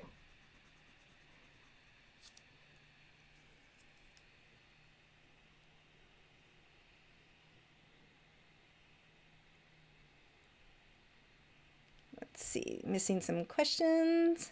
Rachel says she shall use my forum, Lady Lachri. Thanks. Tamara says, thanks so much. I did sign up. I was excited about it, but wasn't sure what it was exactly. Sort of running theme in my life. I trusted you. Yeah, it'll make more sense once we get it going more. Right now, I just had you guys, the few of you could help me out in getting some posts going because I want to try to do some, like, on the main page, highlight some of your posts, and I needed posts in order to do that.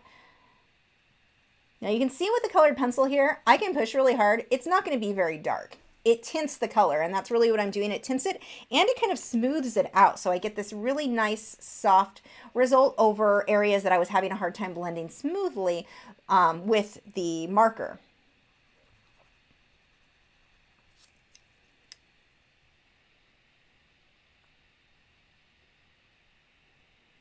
Fine Roman Art says, you say that the best time to be an artist other than now would be back in the time of the old masters. If you could go back in time and study under an old master, who would you pick? Oh, that would be a hard one. Oh, so many. I don't know if I could pick one. That would be hard. Well, see, it's going to be a little different for me as a woman. We weren't really into arts back, or we weren't allowed to take over back then. So as much as I say back then was a great time to be artist, back then was a great time to be artist if you were a man. Now everybody gets to be an artist. So as much as I say I would like that, I don't know if I actually would. Plus, the whole bathing thing back then was an issue for me because they didn't get to take those very often. And that's one of my favorite things in life is baths, so that would have been a problem. But as far as picking one artist, I don't know. I'll have to get back to you on that. I need to think about that one.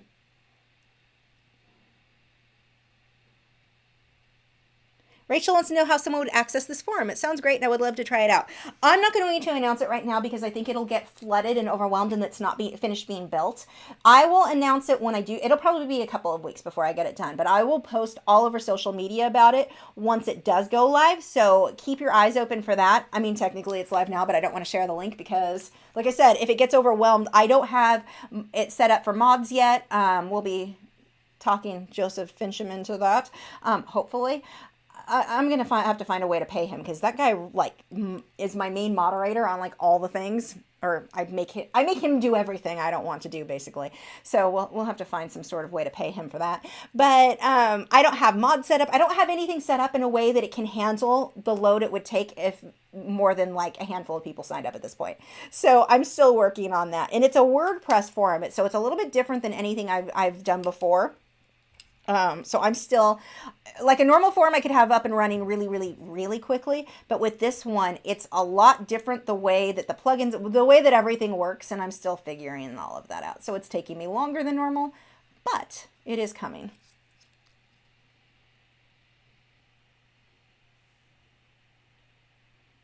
Yeah, Madison asks where the forum is. You can't get to it yet.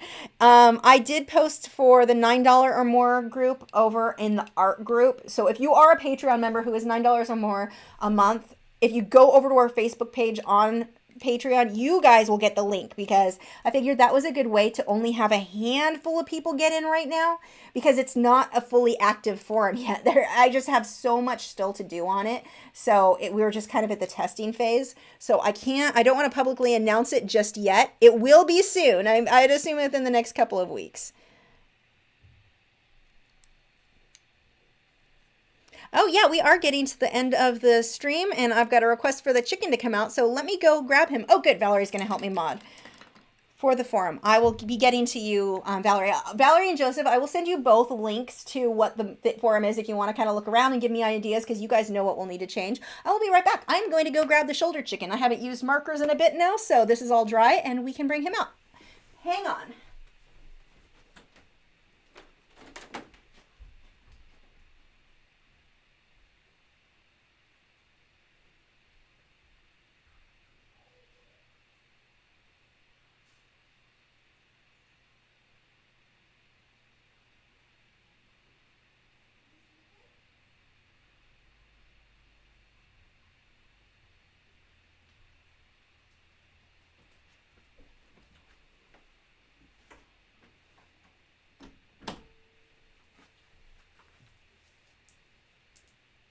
Okay.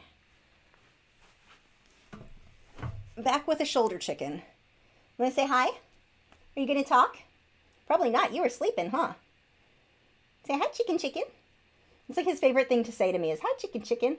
He started saying hello. That's his new one. What do you think of the drawing? What do you think? Do I need adjustments? You see, yeah, it's not done yet, huh? You're not so sure about this.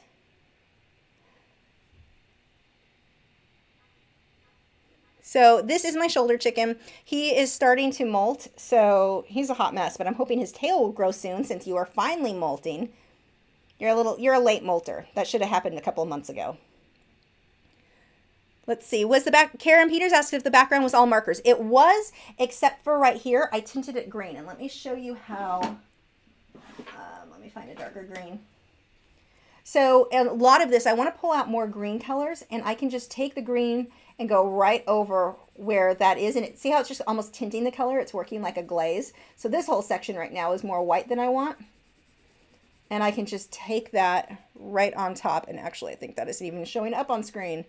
Let's see. This part will show. So if I take the green, I can just go right over that and tint all of this. But yes, the rest, besides this little section right here that I had started with just to see if it was going to tint it right, the rest of this is all marker.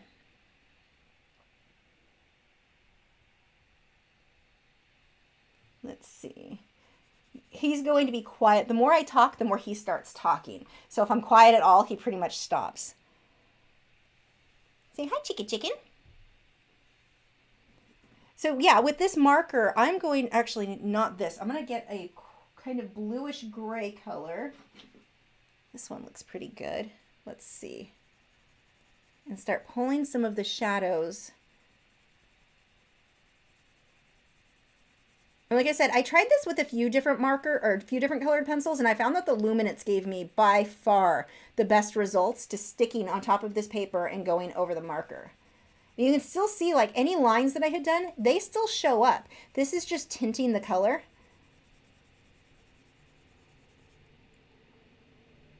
Let's add a lot of shading in here.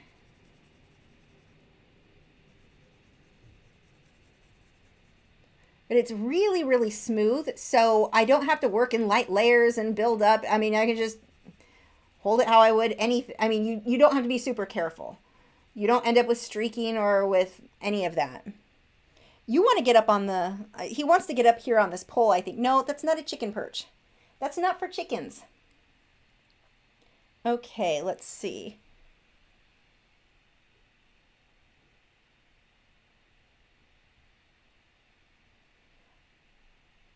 Herbs Roll says that she may be getting a cockatiel soon. That's awesome. They make really good pets. Just watch birds if you're not familiar with birds. Make sure you don't have them around certain art supplies. So oil painting, if I'm working in colored pencil and using odorless mineral spirits, I don't want him in the room until all of that airs out. We don't want to kill a chicken. They are sensitive to a lot of different odors, so just be careful with stuff like that. If you're working in watercolor, Inktense, even acrylics, I wouldn't worry about. If you're airbrushing, you wouldn't want them in the room for that, just because the way their air sacs are and how they respond to that sort of thing. So you do want to be careful with your art supplies. And with cooking. I mean, if you cook with, if you have any non-stick cooking pads, oh, you just pooped on my hand, thanks. Lovely chicken. Non-stick cooking or pans that have that like seal stuff over it. Here, go up here. They, the fumes that those cast off can kill a bird, so be careful of that sort of things. Just a few little tips there. Jen says, I now say hi, chicken, chicken to my yellow cockatiel. My husband thinks I'm nuts. He's going to think you're more nuts when the birds start saying it. No, that's not for you to sit on because you're going to go bite the cords. I know you. No biting the cables.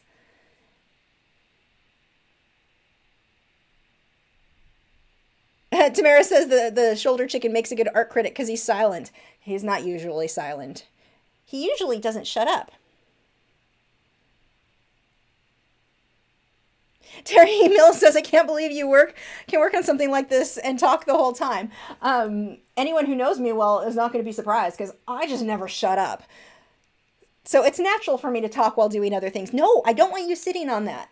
Stop. We have to put you on this side, huh? Go over here. There you go, rotten chicken. Oh, you're going to slide off. Hold on. Let me fix this. Tuck this under the shirt.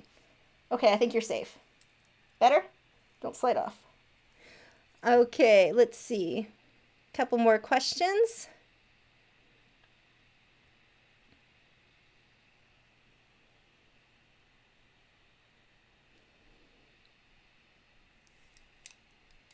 Marilyn has an African gray. I don't want a bird that's that much smarter than I am. Those guys are so freaky, freaky smart.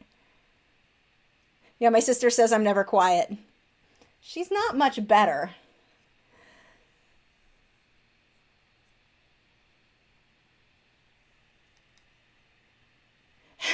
Clarice has parakeets as shoulder chickens.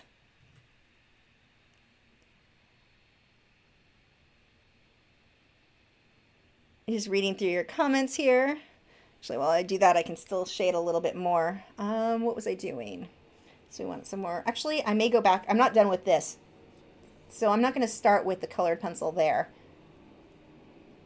This is why I can't art with you. You don't want to hold still. You want to go take the pencils, don't you? Horrible chicken. So that lavender color that I was doing, I can actually pull in more now with this pencil. You're so not helping, chicken. I don't know if you guys can see this on screen, but he's trying to steal the pencil out of my hand. Here, really? This is why I can't work with him. Are you attacking the pencil? Not helpful, chicken. Oh my gosh. Move. There we go.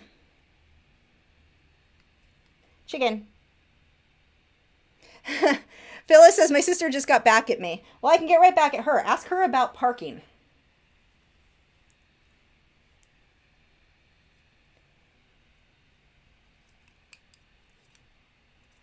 My sister cannot park. And I don't just mean parallel parking. Okay, a lot of people have problems with that for whatever reason. Would you stop biting my pencils? But no, Leanna has problems pulling straight into a parking space. Just pulling straight in is going to require her to back out, pull in, hit the curb, back out, pull in, hit the curb again. It's actually quite entertaining to watch.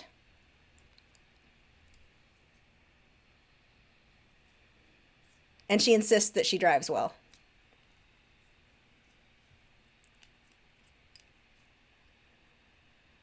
Stormcat says, my cat bites my paintbrushes the same way. Oh, let's not start with the necklace. Did you see how he grabbed my necklace and then quickly backed away? Because he knew he's not supposed to do that. That's how you get kicked off. You get put on a chicken branch for that. Okay, let's see. Let's pull a little bit more with some of the reds. I'm really liking, though, when I did the piece... Where are my... Oh, they're right here. When I did the colored pencil piece with... Or not the colored pencil, the marker piece with the clownfish, I really liked how the markers work with that. So that's why with this one, I wanted to try something intentionally and see how planning to go over all of it with colored pencil would work. And I'm really liking the results that I get. Chicken. Really? Is this seriously going to happen right now? You are so not... Don't bite the tape. Chicken. I can't work with you like this. He helps me edit video too. Just like this. He tries to stand on my hand as I'm typing and it makes it really difficult. Chicken. Chicken. Yeah, you're not helping. Tamara says, let's see. Leanna, my sister says, my car is now the size of a Hot Wheel, so it's much easier than before. Tamara says, if I send you a little something for your birthday, can I send it to the P.O. box from your return address on the Patreon cards? Yep, it's the same one. Oh, thank you. Don't pick at my pencils. I don't need you shredding those. You rotten chicken. Rachel says, what did you mean when you said $9 Patreons can get to the forum? For $9 Patreons, you guys have a separate art group for the group challenges over on Facebook. So that within that group, I did post the link to the forum. So those of you over there are testing that out for me. Wow, feathers everywhere. Fluff ball. Exploding fluff ball. So if you are a member of the $9 group, you should have access. If you don't, just email me and I'll fix that or message me on Patreon.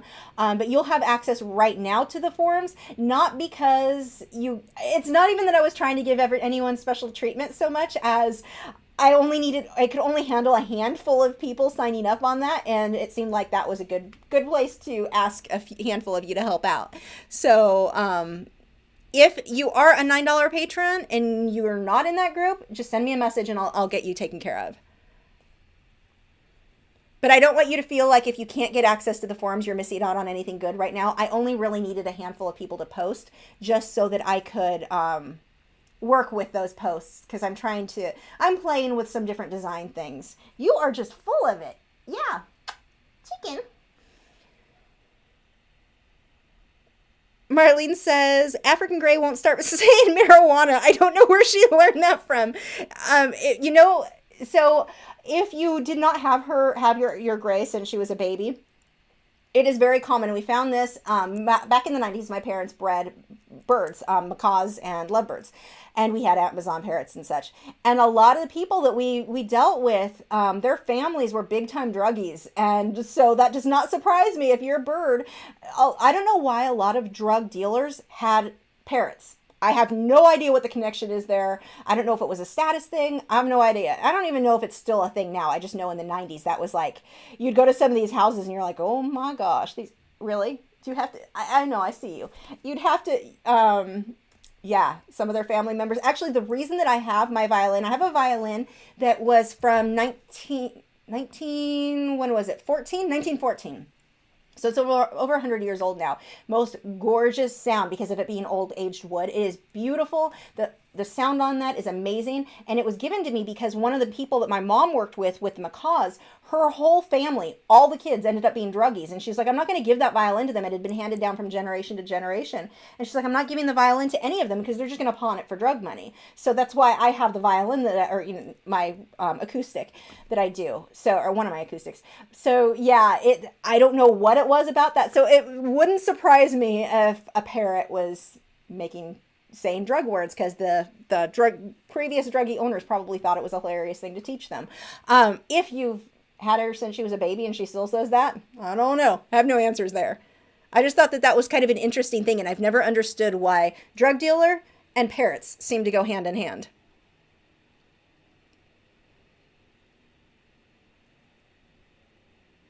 Okay, yeah, Marlene says she had her from the time she was an egg. I don't know, then I'm going to say this one's on you. Why does your bird say marijuana, Marlene?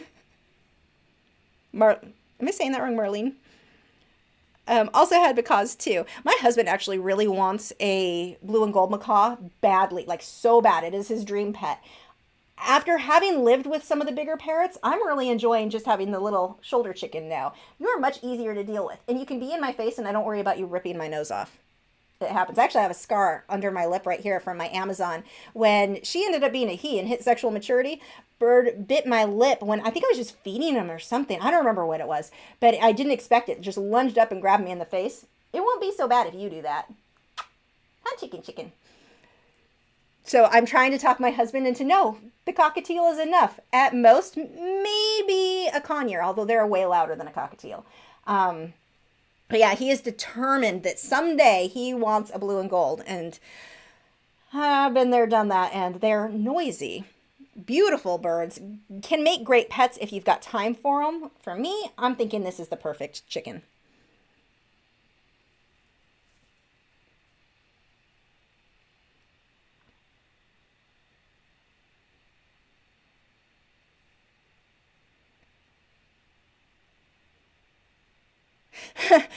CK Dumb says, well, pirates aren't a thing anymore, so drug dealers are the ones with the parrots.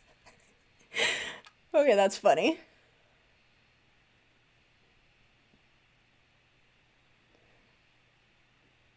I can do a couple more questions if you guys have anything. And then we will wrap this up. And we are at the right time. For some reason, my computer thinks it's 11:06 instead of 10:06. And I don't know why that is. That's new. Where are you going? Okay, so one of the things that I want to do here, let's see if I can brighten that up enough with a colored pencil. I wonder if, before doing the pencil, let me see if I can pull more of this off with the paintbrush. Don't bite it. Don't bite I can't do this when you're biting. This is why you are a terrible studio assistant. You are not helpful. This liner brush works pretty good. This is a synthetic hog hair, and it's working pretty good at getting me finer details, pulling up highlights. So I think before I go over with a colored pencil, I'm going to end up doing that. This brush isn't for you. Fine, here, you want it? There you go. You see, you're just going to drop it. You just want to bite it. Rotten chicken. Karen Peter says Eastern Daylight is 11:07. Yeah, and I don't know why my computer seems to think that's what time it is. That wasn't that way. Orion wants to see a close-up of chicken. I don't know, how close do you want to get? Say hi, chicken. I don't even know how well you can see him from there. Let me see. Say hi, chicken. Where are you going? You're just supposed to say hi.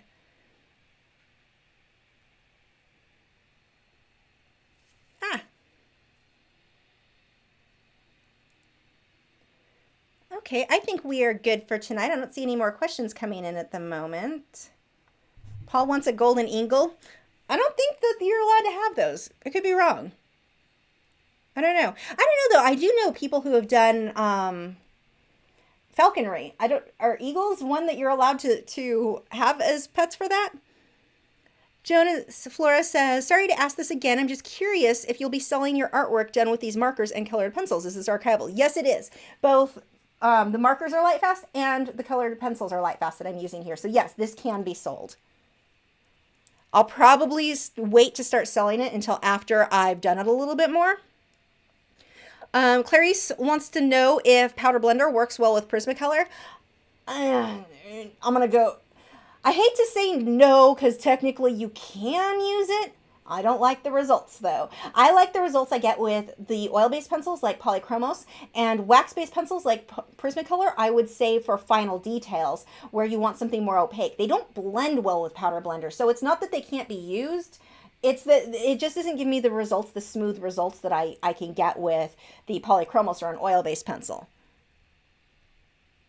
Scarpy says, can you have a hawk? Some people do, and I don't know if there's certain species that you can have, but I have friends or I've known of people, they were more acquaintances, who did falconry, and they hunted with them, and they had them for that. Like, there were clubs for that. So I don't know anything more than that.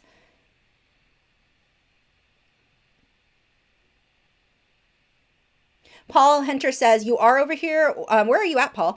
As long as you have a license and somewhere proper to keep them. Are you going to help with the artwork again? You going to bite the frog? Why are you biting the frog? He didn't do anything to you. Looking through questions.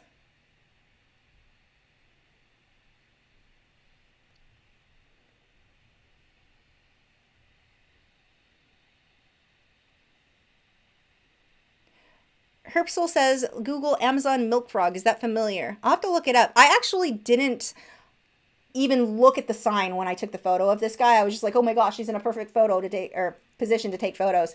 Next time, if I go back to that one, I will check it out and see if I can get a name for it.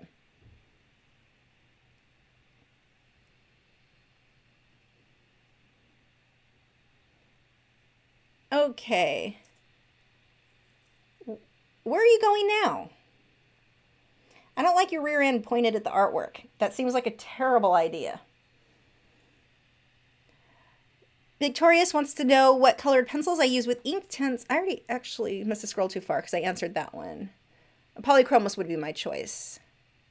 If you use Polychromos over Inktense, your work wouldn't be light fast, would it? Well, any portions where the Inktense is the part that's not going to be light fast. Anywhere where the Polychromos where they would be, but not, I mean, if part of the Inktense is showing through, then that could fade. So you run into that potential there. Jenna says, my studio assistant, chicken studio assistant is criticizing my frog. I think he wants to eat the frog. Huh. I don't have anything up here for you to hang on to. Oh, here. Here's the gift receipt from Conejo for my Warcraft. You want that? No? Really? You don't want the paper? That's unusual. You don't like this? You don't like Warcraft? Is it a problem for you?